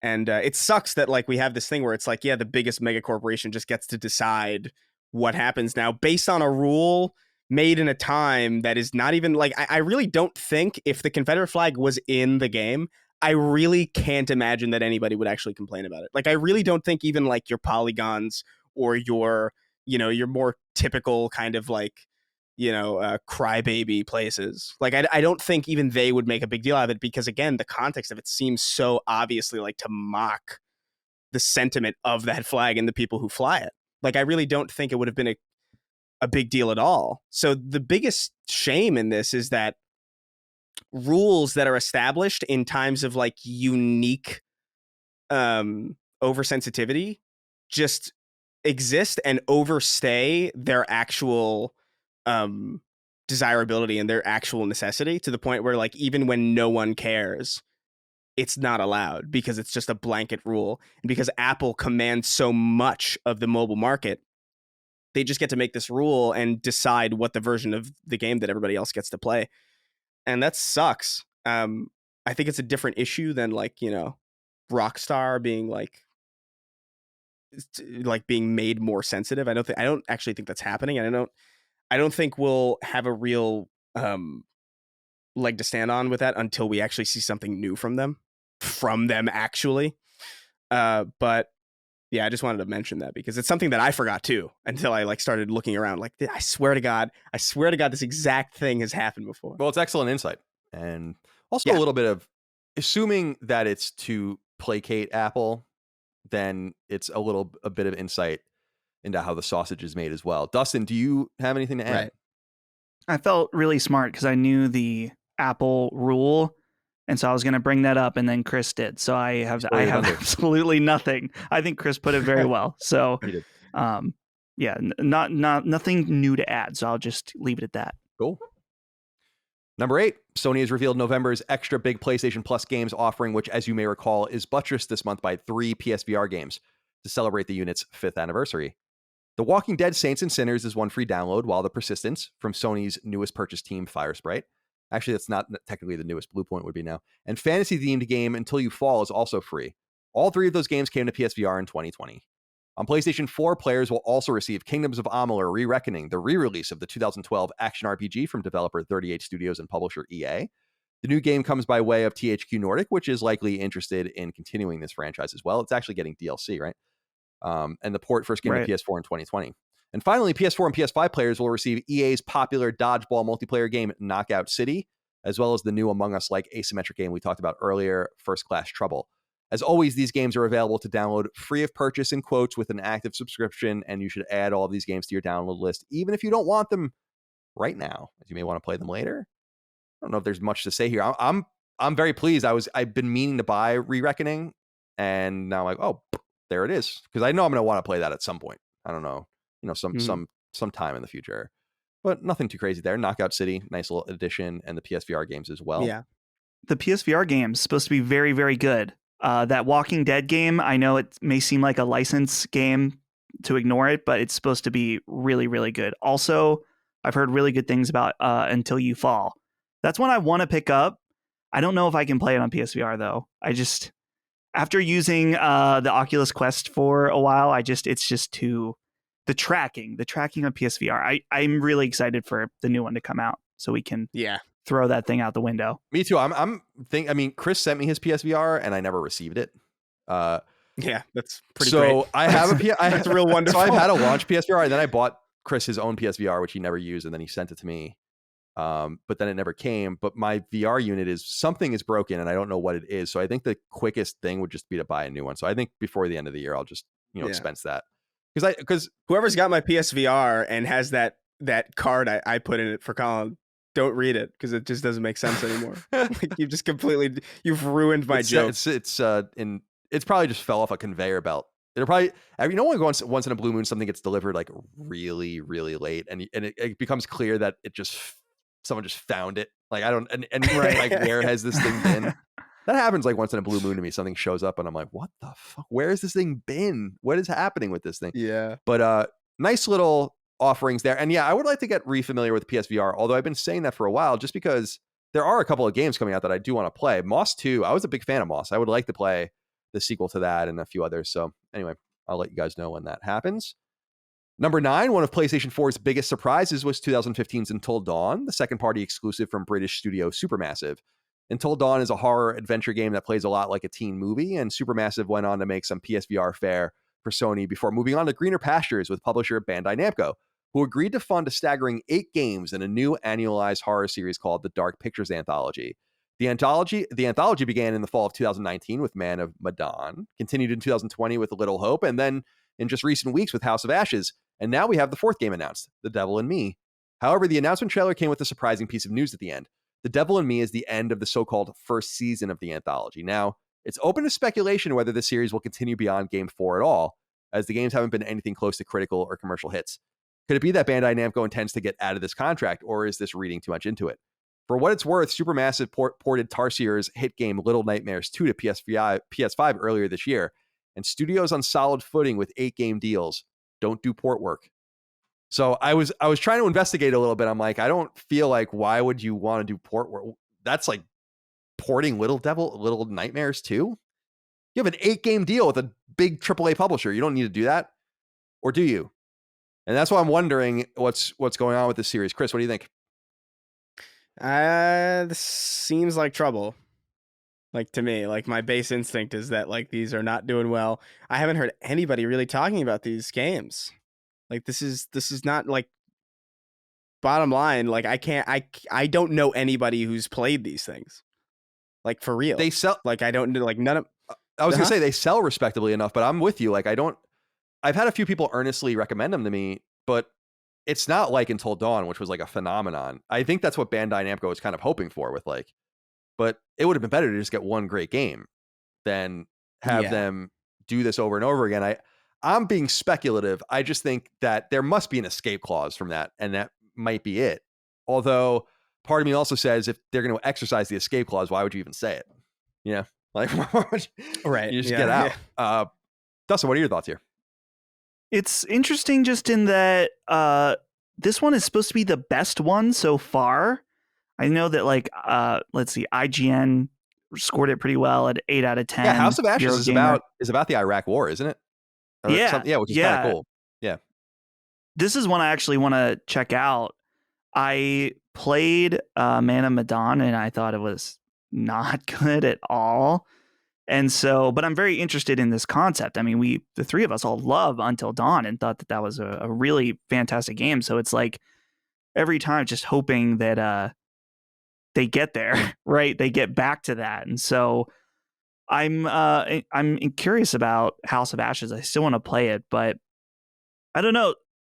Supermassive is a weird studio to me. I know I mentioned this last time, but those games, those PSVR games they made for Sony were so bad. Bravo team. Yeah. Bravo team in particular is just, it was an offensively bad game. And it just, it sucks to see a studio. Team. Yeah, dude, Bravo. What a terrible name. I can't get over how bad that name is. I know, why do you even bother releasing a game if you're going to call it that? That's like if Epic was like, if they called, like, Gears of War, like, Delta Squad. You know, it's like, oh my fucking Christ. Dude, that's so sad. The best way for me to describe Bravo Team is that, remember when 3D platformers started to come out and every developer had, like, a different angle on how to do it? And some of them were, like, just Blasto. Yeah. Some of them were clearly not right. Like Bubsy 3D, not it.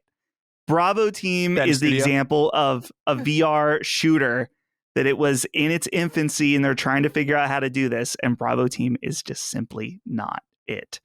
So yeah, it just seems like they're a bit of an inconsistent studio, you know, like you can't really nail down exactly like where the quality is. Like they have a high quality, you know, they have a high quality product to their name, but just feels like they've never really hit Until Dawn again.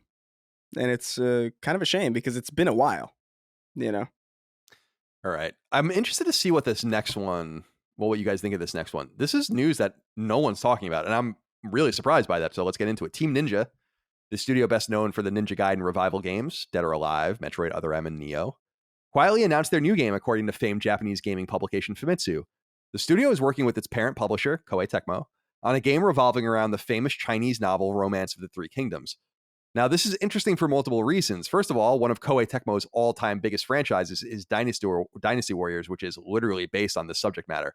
Although those games from Koei Tecmo-owned studio Omega Force are button-mashing Musou games, which is the total opposite of what Team Ninja makes.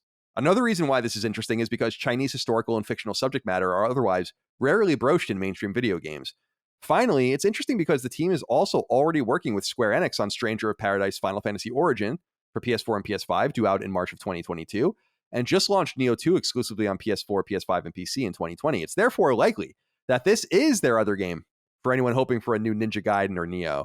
As for Romance of the Three Kingdoms, the 14th century Chinese novel is the most famous Asian literary work of all time and tells the story of Chinese history in the 2nd and 3rd centuries. So this is interesting because the Koei Tecmo has been interested in this for a while. People will remember that there were games literally called Romance of the Three Kingdoms. And when I was a kid, I always thought that I was like, oh, that's a game series. And then someone, when I was in high school, I was like, you freaking stupid. It's a famous Chinese novel called Romance of the Three Kingdoms. So I was like, oh. So they've been in this space for a while. They just celebrated their 40th anniversary at Koei Tecmo. And so it wouldn't be a huge surprise that, I guess it would be technically the 40th anniversary of Koei because Tecmo was a separate company. But it seems like they've always been involved in historical stuff. And it's interesting to bring Team Ninja into the fold with that. But I'm wondering if that's what anyone wants. And I want to go to you eagerly here, Dustin, because I know you're a fan of, some of these games and these types of games. Especially from Team Ninja, and obviously Souls-like games. And I'm wondering if what we'll get from them is a serious game in this ecosystem, and if it's so, how will it work?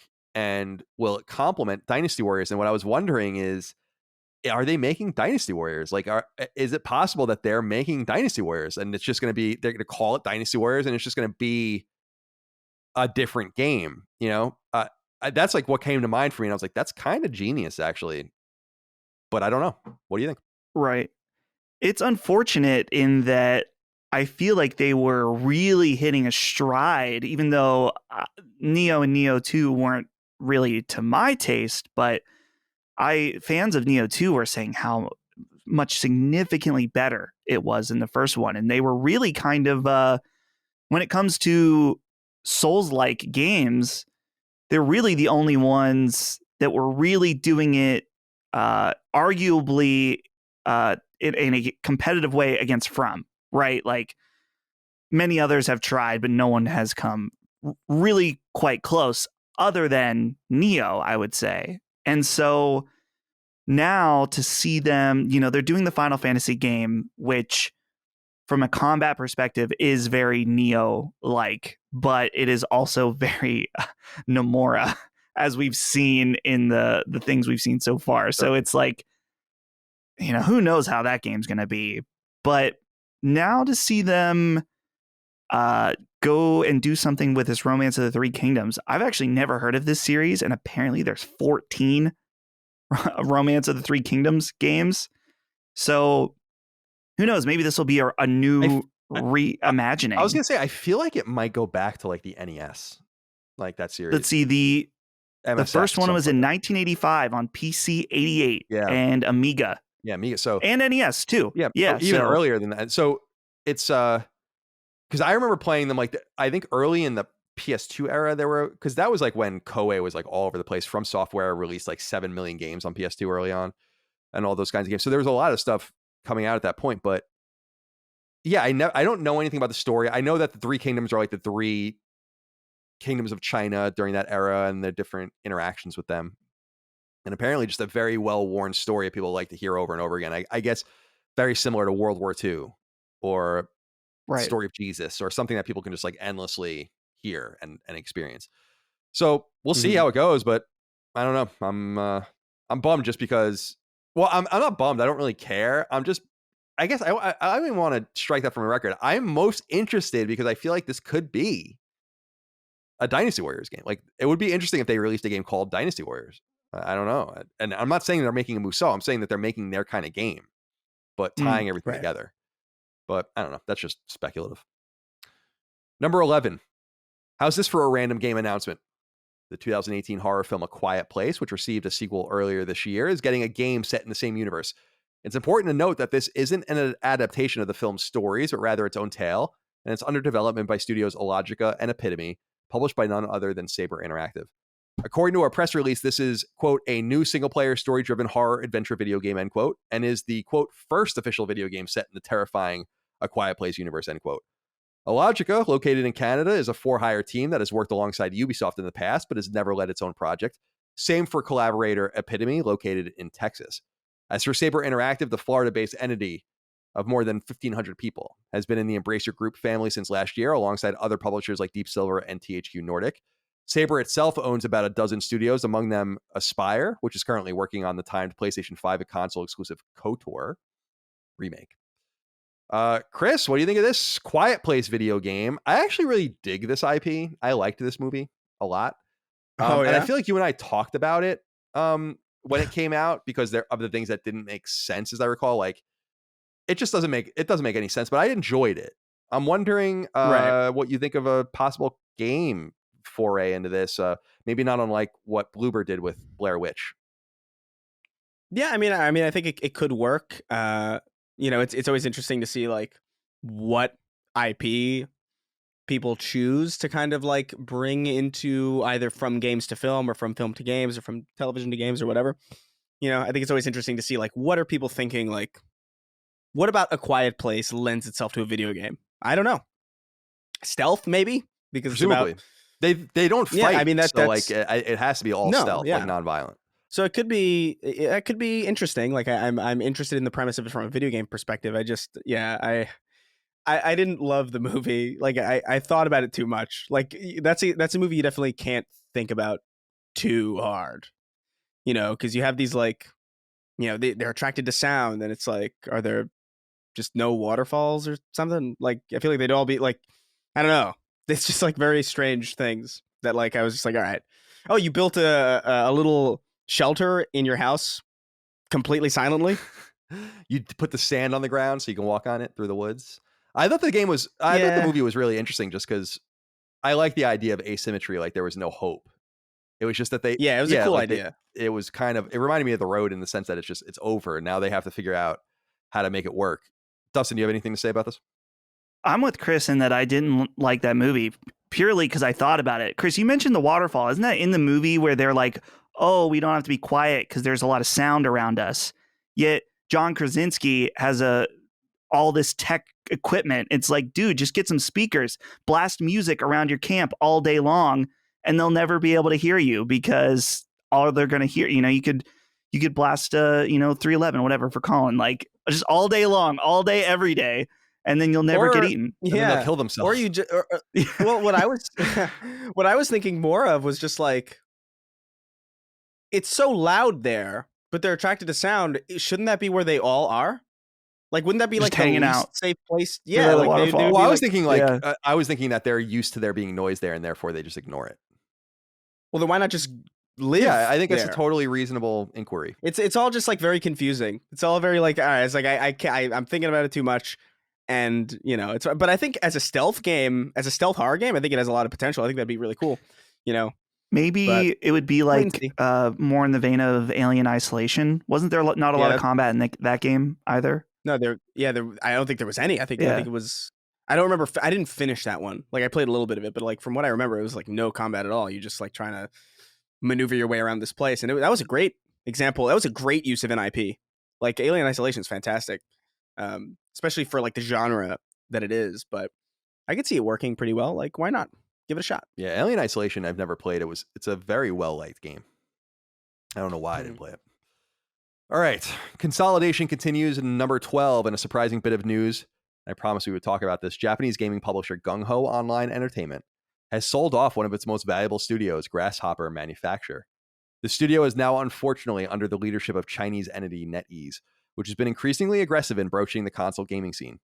Grasshopper Manufacture, founded in the late 90s in Japan, is best known for a few games, including the 2005 GameCube turned PS2 exclusive rail shooter Killer 7, one of Wii's biggest third-party games in 2007's No More Heroes and its 2010 sequel, 2012's Lollipop Chainsaw on PS3, and 2013's Killer is Dead, also on PS3.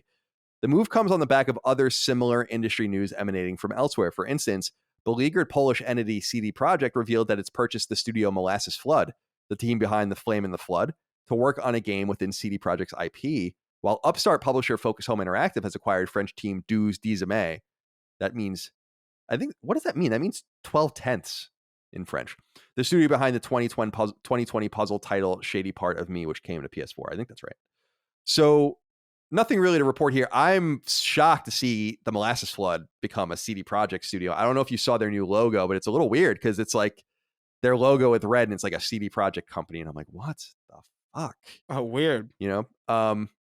And then number 13 is a wrap up. Website Push Square reports FPS Shadow Warrior 3 and Pokemon like RPG Monster Crown have both been delayed and will now come to PlayStation 4 at an undetermined point in 2022. While garbage and sewage collecting game Stinky Company Simulator comes to both PS4 and PS5 at an unknown point in the future. The website also reports that recently released anime game Demon Slayer The Himokami Chronicles has already surpassed 1 million copies sold on PS4 and PS5.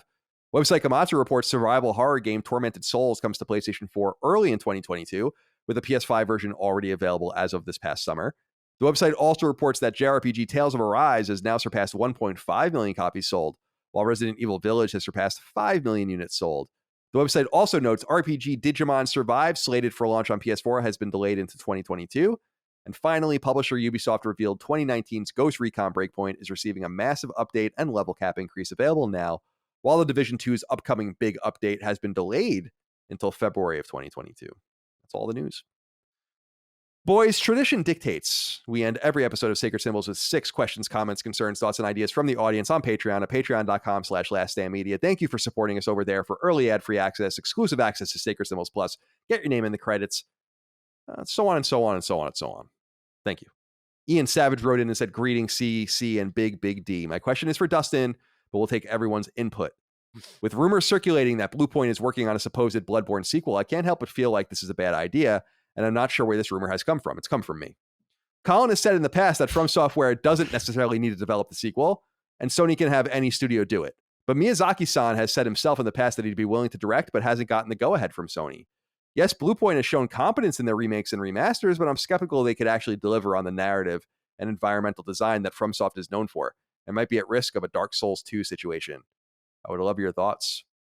So, Dustin, what do you make of this quote unquote rumor that Bloodborne 2 will come from Bluepoint itself? This is something that I've heard from a reliable source. This source told me about Wolverine before it was real, and I didn't believe them. So now I'm paying attention. That's why I didn't report it. I'm like, they're not making a Wolverine. It's nonsense. And when I saw that, I didn't even think of it. And then the person got in touch with me and like, you remember Wolverine? I was like, fuck. What else do you know? So, Dustin, talk to me about what your feelings are here as a big fan of FromSoft, big fan of the Bourne games, the Souls games, I guess I should say, Bloodborne, right, and all of that, and what the possibility is that they'll leave and go do this at Bluepoint itself. I'm certainly not worried about it, but I'm not a fan either. Right. So Ian asked if this is a bad idea, and the answer is probably, I would say, in that this game could be Bloodborne 2 from Bluepoint could be immaculate. It could be better than From Software's Bloodborne 2, if that hypothetical, right? If they both made it. But Souls fans are very particular about it being the purity, I would say. And I feel like a lot of fans feel that way about their beloved IP.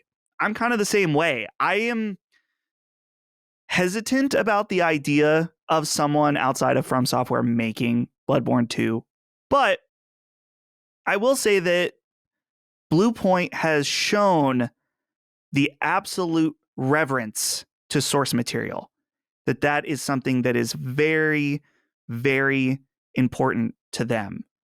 And so that does give me some hope in that they're not going to reveal Bloodborne 2 and a hunter comes out with like a machine gun or something, like something so incredibly stupid. My ultimate dream for this game is that they can collaborate with From Software.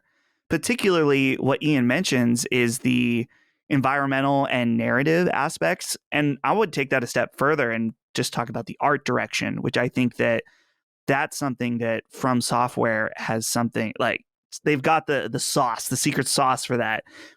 At least for me, I feel like their environments, their enemy designs, their boss designs are so uniquely From Software. And so I would love to see them collaborate in some way. Maybe it's Bluepoint doing most of the heavy lifting and you have Miyazaki write a treatment, write a basic script, and a lot of their art department contributes to this game, something like that. It's probably wishful thinking because I would just see that it would probably just be Bluepoint doing it.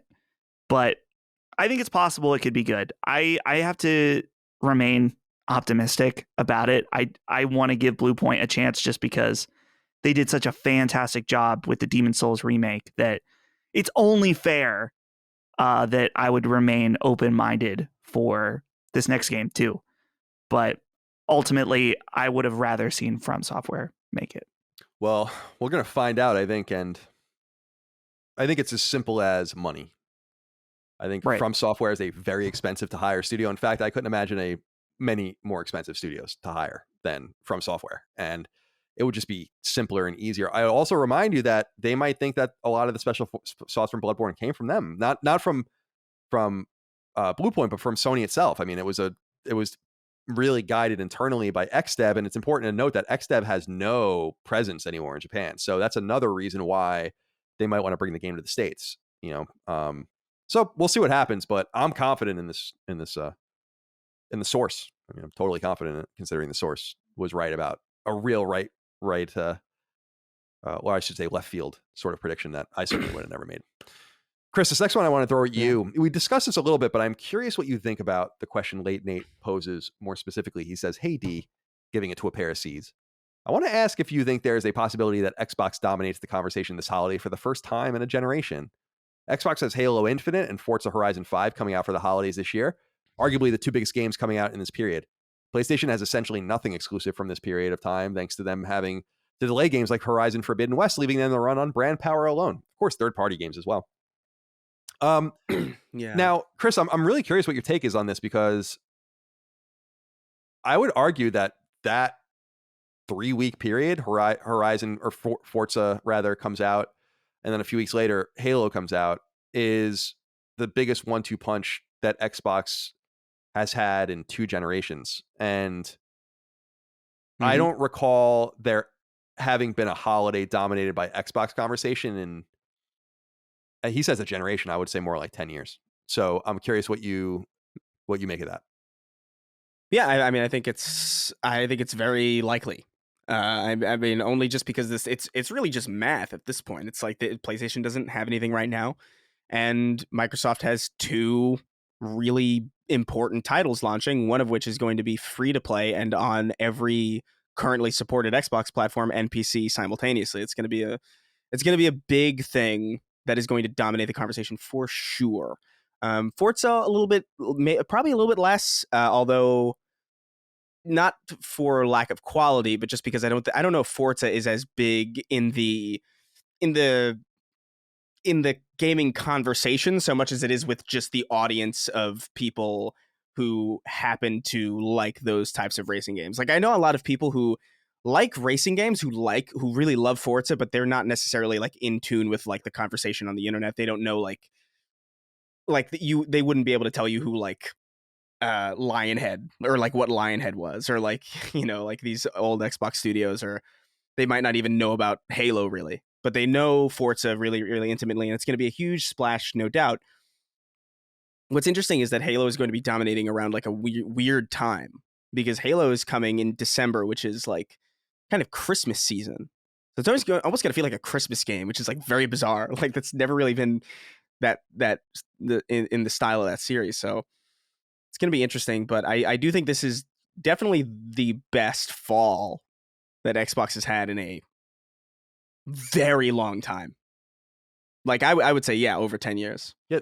I can't remember the last time. The fruits of their labor are starting to come out, and I'm really pulling for them. I mean, I think it's important that these games are good, and I think if they're not, I think it's bad news for them. I mean, I think they'll be fine, but I think coming out strong, supporting Game Pass with some powerful games, although like you said, Halo multiplayer would be free to play, but the single player campaign and just being able to kind of support that service with some high quality games, people can buy them a la carte as well, and just have something to show. And by the way, like we were saying, at a quiet time for their competition, because Nintendo doesn't have anything either, by the way. So it's like, that's true. So I'm curious to see how they can leverage this moment in time, and I think it's going to be very good for them. And I would imagine December or January I wouldn't be surprised if Xbox was the best selling console for the month in the United States. Interesting. Connor Campbell wrote in and said, "Hey CDC, what in your opinion is the best meal or snack for gaming? A pizza is the classic, but do you need to wipe your hands after handing a slice to prevent a greasy controller? Similar issue with chocolate snacks. I myself say fuck it and tuck into a British staple, the Jaffa cake. Interested to hear what you guys often find yourselves throwing down your gullet or what you consider to be heinous." I mean, I think this is a trick question, Chris, because eating while gaming is heinous generally, I would feel like. Is this not a trick question?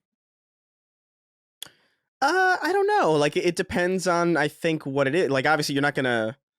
I wouldn't eat like a burger, you know, or like a, I don't know, like what was it? This guy, he said something pizza, like, a pizza. Yeah, that seems a little messy. Like I love pizza, but like, no way in hell am I having pizza while I'm playing video games. If I order a pizza and I'm playing video games, I stop playing video games and I eat my pizza, or I like watch something. Like I can't imagine eating something like that. But like while you're gaming or while you're playing video games, like sometimes you want to snack on something a little bit. It's important you get something not greasy, something that doesn't like leave residue. You don't want like Doritos or like Cheetos or something like that. You want something a little bit more streamlined. For me, I always go for like goldfish. You know, like goldfish are like such a good cracker to me. Like Cheez-Its is like a bit too much. It's like, we get it, you're cheese. But like goldfish is just this really nice, it's like they're so small, you could bite them in half like vertically and like have like two. It's like a really weird thing. You nibble on them a little bit. Yeah, you nibble on them and like they're not all over your hands, and like what little salt is there, it's just, and then you're fine again. Your controller's not going to be disgusting. I've always had a problem going to friends' houses or like going to people's houses and the controller is just in a state of complete abject disarray, and you're just like, why? What have you done? What have you done with this thing? Like you could tell they never did the like a pin. The envelope. Yeah. I know exactly. Yeah, the envelope thing in the corners of the controllers, and it's just like this black rim, and it's like, bro, just basic. I haven't had a controller look like that ever. Because I'm always like, maybe it's an OCD thing or like some weird thing where I just like I mess around with my controllers all the time. But I have a real problem with people with dirty controllers. Like I can't. I like the white controllers for DualSense are the first time where I'm noticing like just the hint of dirt, you know, on the back, and I'm like, I'm always washing my hands. I'm pretty persnickety. I'm like, man, where's this dirt coming from? This is grossing me out. But then I think about my old controllers that just weren't showing it. You know, I'm sorry, go ahead. No, but I interrupted you. But like, I mean, even when you're trying to clean it, it's a bitch to clean too. Yeah, I use. Like I got a black one. Yeah, I got to use alcohol wipes. I mean, that was the one thing from dating a nurse for so long back. You know, my ex-girlfriend she used to just have pockets full of alcohol wipes when she would come home, and I would just start like rubbing it on, you know, them on like the keyboard and just everything just coming out, your remote control, the handle on the fridge. Like, I'm like, oh my god, I would just be like doing it for hours sometimes. Dude, the original launch 360 controller, the white one, that thing attracted dirt like crazy. It, like, you had that thing for like a year and it looked like it was in someone's asshole. Like, no doubt. Like, you had to clean that thing regularly. Maybe it wasn't someone's asshole. You never know. You seem to understand my point, that it was. I felt like this was a trick question. Yeah, no, I will specifically, like, I'll think I want to play a game, but I need to eat a snack first, or, you know, a sandwich or whatever. So I will watch something on YouTube for 10 minutes while I eat and then play a game. For me, it's all about the drinks while you game. Like, I love getting some fresh hot coffee, not the hot coffee mod or whatever, but some actual hot coffee. A nice cold beer when you game, maybe at nighttime, is also fantastic. I used to like bourbon when I would game too, because it doesn't. You don't have to. You know, just quickly pick it up, put it down. You know. Yeah, I feel like I have drinks all. I mean, I'm always double fisting it for sacred symbols. I'm out of both already, but yeah, I'm all about the drinks. No eating. You know, what are you supposed to do? Like, stop and I just don't think people do. I think there are literal degenerate, disgusting people out there that are just have a hand in a fucking Doritos bag and then they put their hand back on the control. They don't care. I mean, they don't. There are people that don't care. Look, there are. It's not that big of a deal. Like because like in like Destiny 2, like sometimes when I would play Destiny 2 and I'd be like eating like something like you'd die and then you'd be like, God damn it. And you'd like go into your inventory or whatever and you're like looking through it and you're just like, let me get like a bit of goldfish in there. It's like, all right, I'm gonna do this now. You definitely can't like you can't sit there and dig your hands into a fucking lasagna like a sickly like a good animal. Italian Like boy. a Garfield. All right. Yeah. All right. Let's see here. What do we have now? Oh, Bruno Giuseppe Moretto, very observant. I've been meaning to talk about this for a while. He says, hey guys, with Apple Music now hitting the PS5 and being the first console to have it, also not too long ago, the promotion to have 6 free months of Apple TV Plus if you sign up through PS5, do you guys think there's more behind this? Could this actually mean that there will be more Apple and PlayStation partnerships in the future, especially with Sony growing interested in the mobile space? Love you guys, your work, you're all killing it, especially with Sacred Symbols Plus having so many awesome interviews lately. All the best from Brazil. Brazil! Thank you, Bruno, for writing in. I've noticed this. I'm curious, Chris, have you noticed this at all, that Sony has been talking about Apple a lot on PlayStation's Twitter account, on PlayStation blog? Over the last month or so, they've been pushing this weird Apple TV thing. They did like a post about a show from Apple, and then now this thing is coming out with Apple Music coming to PS5. Something's up, right? Yeah, I mean, it's definitely indication. At the very least, it's an indication of a really good relationship. I mean, it doesn't necessarily point to any like real exclusivity necessarily. Like we've had studios do this with other, or like we've had this type of integration before with not really much fanfare afterwards.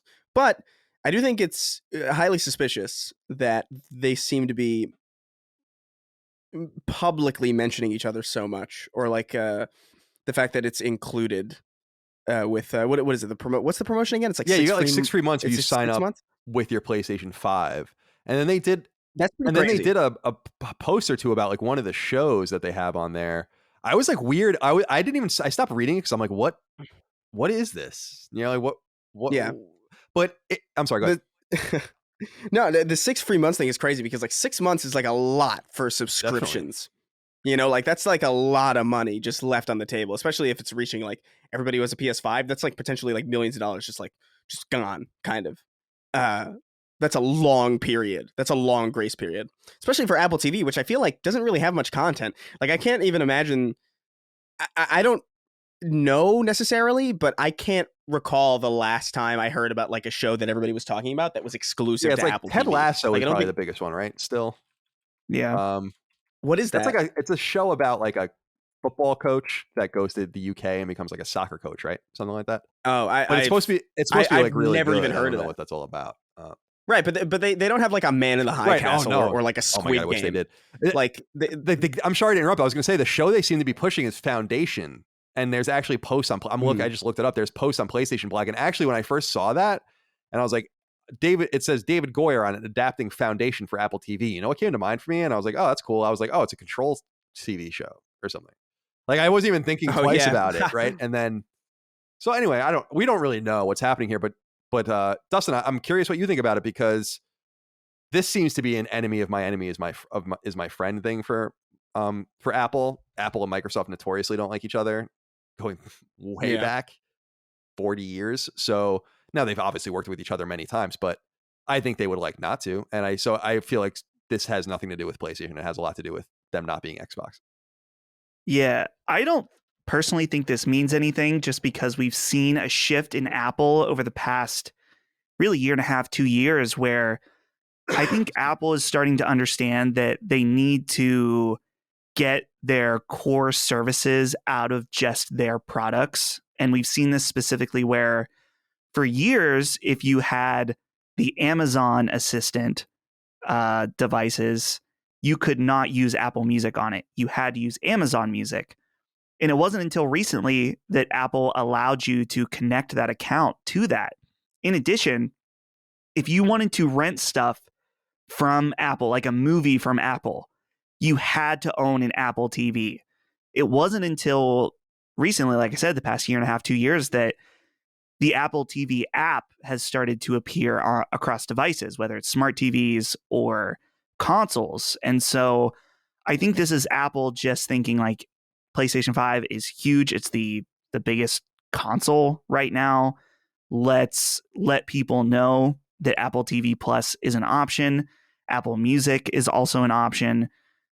They're really just trying to, like I said, separate themselves to let people know, like, you don't need to have an iPhone to have Apple Music anymore. You can get Apple Music on your Android phone.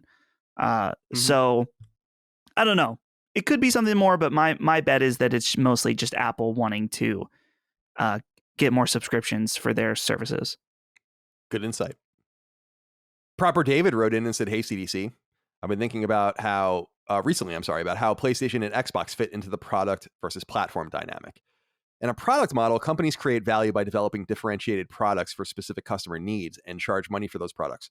In a platform business model, companies create value by connecting users and third parties, and they charge fees for access to the platform.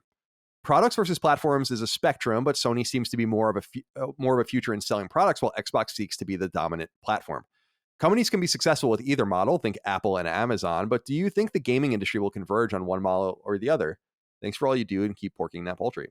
Dustin, let's stay with you first on this. I think this is a question we're going to have to confront a lot more moving forward, which is, can we have a viable model in which PlayStation does a la carte only and Xbox does subscription only, or does, because that's what they want. In an ideal world, Sony would say like no subscriptions ever, and Microsoft would say like only subscriptions.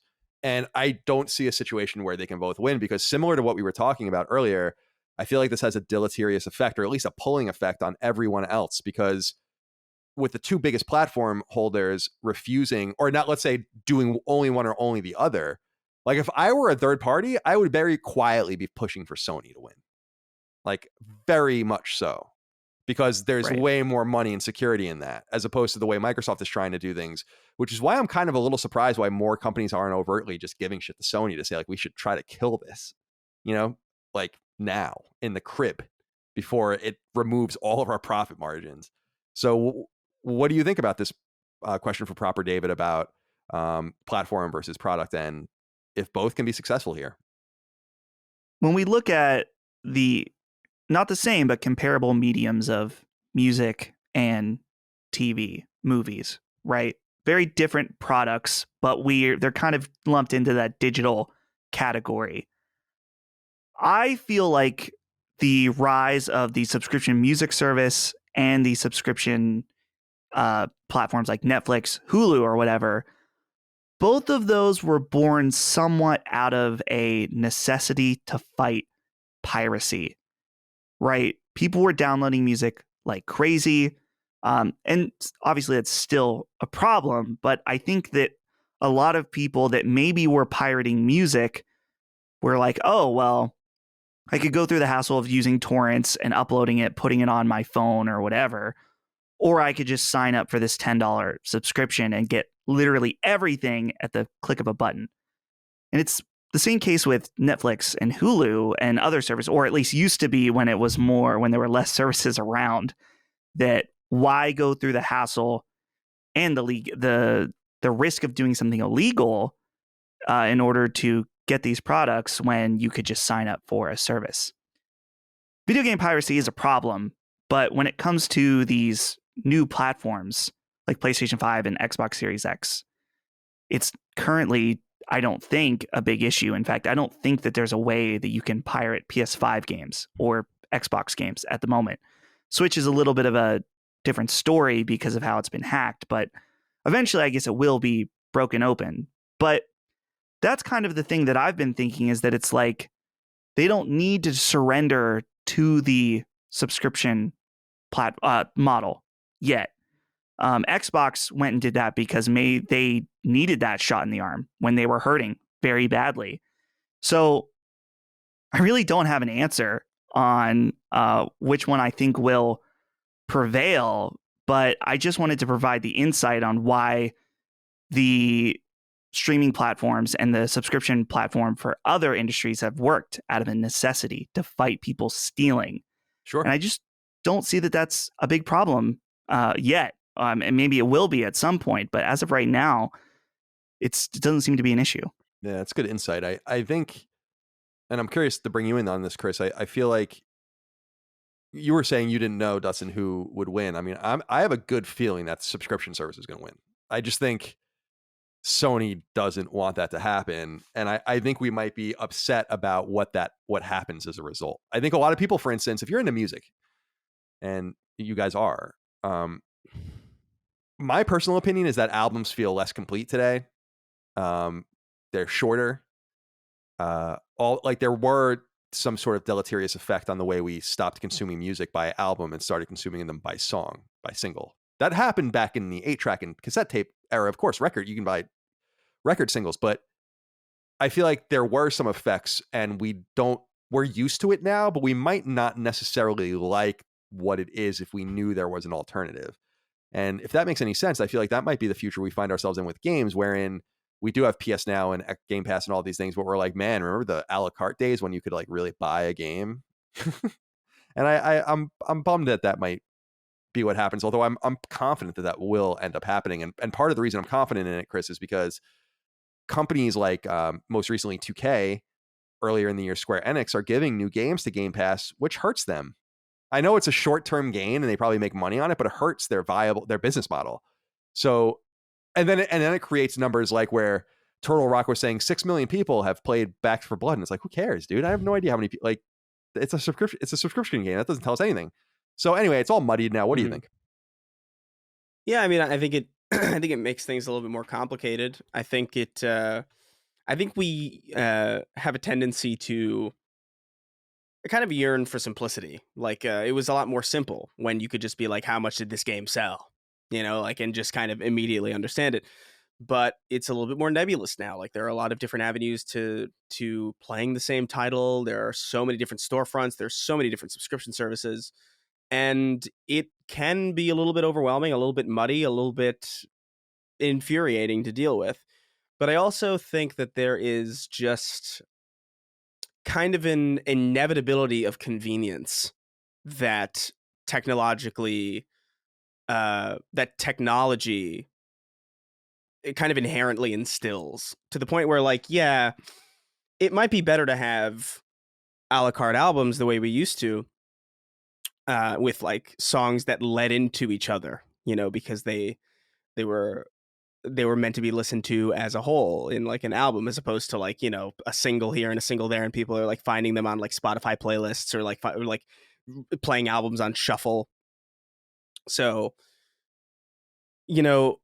I think that does have some deleterious effect, but at the same time, I have found so much more music today than I ever probably would have if we were still in that old system. And I've seen so many, like even just on Netflix and like all these like television platforms that have gone into the streaming service as well. Like television was not doing super hot, like it wasn't doing so. Like you had Breaking Bad and you had like some things that were like really, really fantastic, but on the whole, man, it got really bad. And you could argue that like some of what we saw on cable before a lot of these streaming services were not too different than the deleterious effect you would assume would happen because of them. You have like the 50th NCIS show, you have like clone show, like, oh, here's like season fucking 79 of like the Wendy Williams show, and it's like, oh my god, what is going on? But then you have Netflix come into the game, and then you have Stranger Things, right. And then you have all of these like really interesting things that probably wouldn't have existed. You have stuff like Squid Game, like a Korean show that would have never, like, I can't recall the last time, like before streaming services, that a show like that was big. And I don't think really that ever happened. It requires this kind of,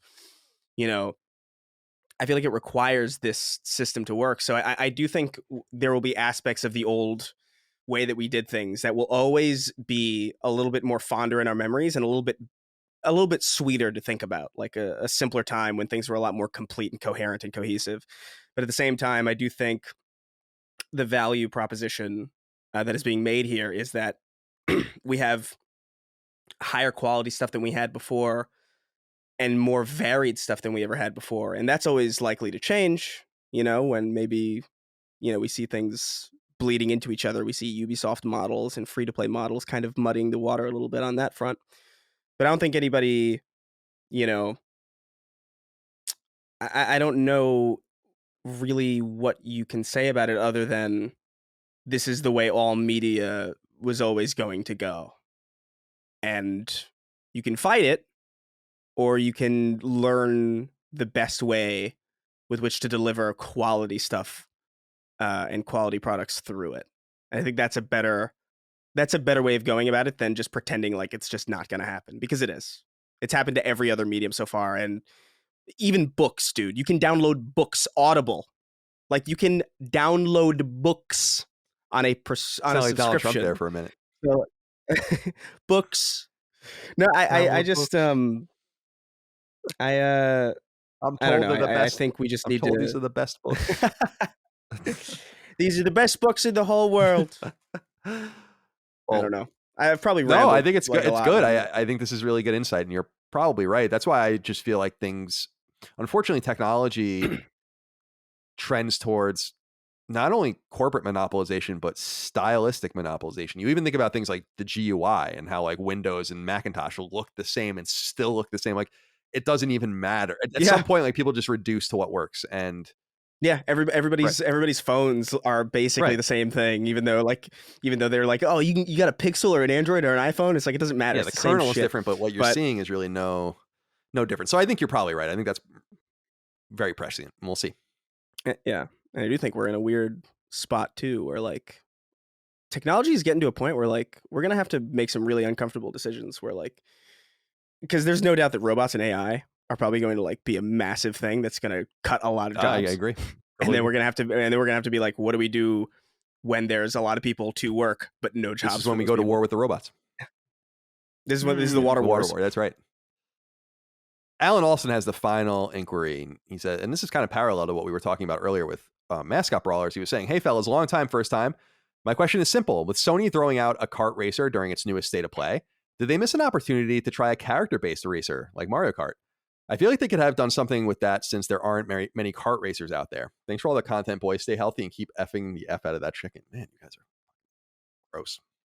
All right. So, Alan, thank you for writing in. Now, it's interesting because Sony has tried kart racers twice and as exclusives. This new kart racer from Nexon, not an exclusive.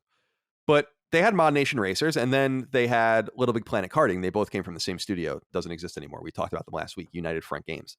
And I think the problem with those games, first of all, people might remember Mod Nation Racers was not very good. Like, it had horrible load times, and it was just not great. And then Little Big Planet Karting just came out during that era where they were just releasing things and weren't even talking about them. But I don't know that it's kart racing, Chris, that is necessarily what's most interesting here, but the idea of finding a different way to leverage your licenses in some sort of team-based thing where people can select, just like golf, Mario Tennis. Like, Sony needs to find that. And I don't know like what it is, but I think we always say like, oh, it's a fighting game. And I'm like, no, it doesn't have to be. I just think we have to be clever enough to know what else it could be. So could it be a kart racer? No. Kart racers are fun. Like, I love kart racers. Crash Team Racing is like one of my favorite video games of all time. I think it's like a superb game, mechanically speaking. But, even in my opinion, when I look at like Nintendo's roster, like, I don't really think of Mario Kart at all. Like, it exists there and it's like, it's real and people love it. But I think of Mario Party and Smash Brothers and like, just the mainline Mario games and the mainline Zelda games way, way, way before I think of Mario Kart. And I don't know if that's reflected in the sales. I actually don't know Mario Kart how well. I think it's sold like 30 I'm sure it's million units, huge. I think the newest one. Yeah, something like that. But then you have Animal Crossing that's like insane, and I don't know if the best thing you can do is copy other things. I think the best thing to do is like evaluate where you're strong and evaluate where you're weak and do your best to kind of,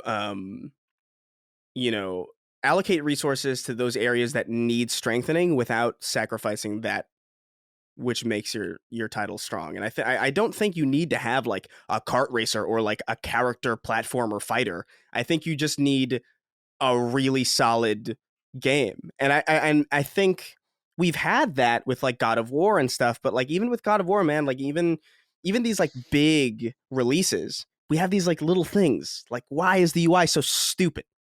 Like, why is the open world so confusingly like awkward and like, it's I don't know what the answer is, but it doesn't have to be a kart racer. And they also just miss the boat entirely when they just let Uncarded just sit there and not do anything. How do you not do Uncarded? Yeah, it is interesting. That is so infuriating. I agree, to me just because that they didn't do that. Naughty Dog made two of their own before that, two of their own kart racers. But yeah, Dustin, do you think that kart racing can be an interesting way into metaverse type situation with Sony? Well, as far as a crossover one, I don't know if Sony crossovers. I guess I should say crossover. You're right. Yes. Yeah, I guess they would be a shared universe, but yeah, I understand the difference. Yeah, I don't know. I mean, I guess Nintendo gets away with all kinds of characters of many different styles in Smash, but I feel like with a kart racer, I don't know. I don't want to see Kratos driving anything ever. I'm good without him doing that. It's already bad enough he's in Fortnite. He can drive a car there, I guess. My thing with kart racers overall is just that I think that Mario Kart and Crash Team Racing are like the top tier. They're so good and for different reasons that almost like making something that's similar is going to be really, really difficult if you don't at least match or come close to those. Because I've played other kart racers was like, yeah, this isn't good. It doesn't feel as good as Mario Kart or Crash Team Racing. It just doesn't. So why would I play this as opposed to a different kart racer? That's usually, I mean, man, I feel like there's so many bad kart racers, like just infinite bad ones. And then there's Mario Kart and then there's Crash Team Racing. And that's kind of it. So I would rather see something else. All right. Well, thank you for writing in, Alan, for the thought-provoking question. And that's all we have for this episode. Great episode. Sacred Symbols. Chris, you have any closing comments before we go? No, I just I just want to express again like how sad I am about Uncarded. And also The Fast of Us. Like, you really missed a massive opportunity with that. Like, it's just a shame. Fair enough. We could have had everything, and now we have nothing. this. Dustin, closing comments. My throat hurt a little bit this morning and before we started recording. And throughout this last 3 hours, it's just gotten worse. So hopefully I don't feel like I have a fever, but definitely feel like I'm coming down with something. I'm going to blame it on spending time with you guys, or maybe I don't know what's going on, but I'm a little sick, so you might have caught it from me through the internet. Yeah, it could be. So yeah, hopefully I'm still here next week. Well, we hope that as well. Thank you all out there for your love, kindness, and support of our show, Sacred Symbols, and all things Last Stand Media. Remember to support us on Patreon, patreon.com/laststandmedia. You can buy merch, including our new merch at laststandmedia.shop. Follow us on YouTube, subscribe to us on podcast services, etc. Thank you so much for your love, kindness, and support of our show, and we'll see you next time. Until then, goodbye. See ya. Take care, guys. Sacred Symbols, a PlayStation podcast, is a product and trademark of Last Stand Media and Collins Last Stand LLC, and is proudly recorded in the USA. The show is conceived by, is written by, and is directed by me, Colin Moriarty. My co-hosts are Chris Raygun Maldonado and Dustin Furman. The show is produced by executive producer Dustin Furman. It's edited by associate producer Ben Smith. All of Last Stand's theme music is by my best friend, Ramon Narvaez. As you know, all of Last Stand shows, including Sacred Symbols, are fan-funded on Patreon at patreon.com/laststandmedia. The following names are at the producer level on Patreon, our highest tier, and we're grateful for your thoughtful and kind contributions to our independent endeavor. Thank you.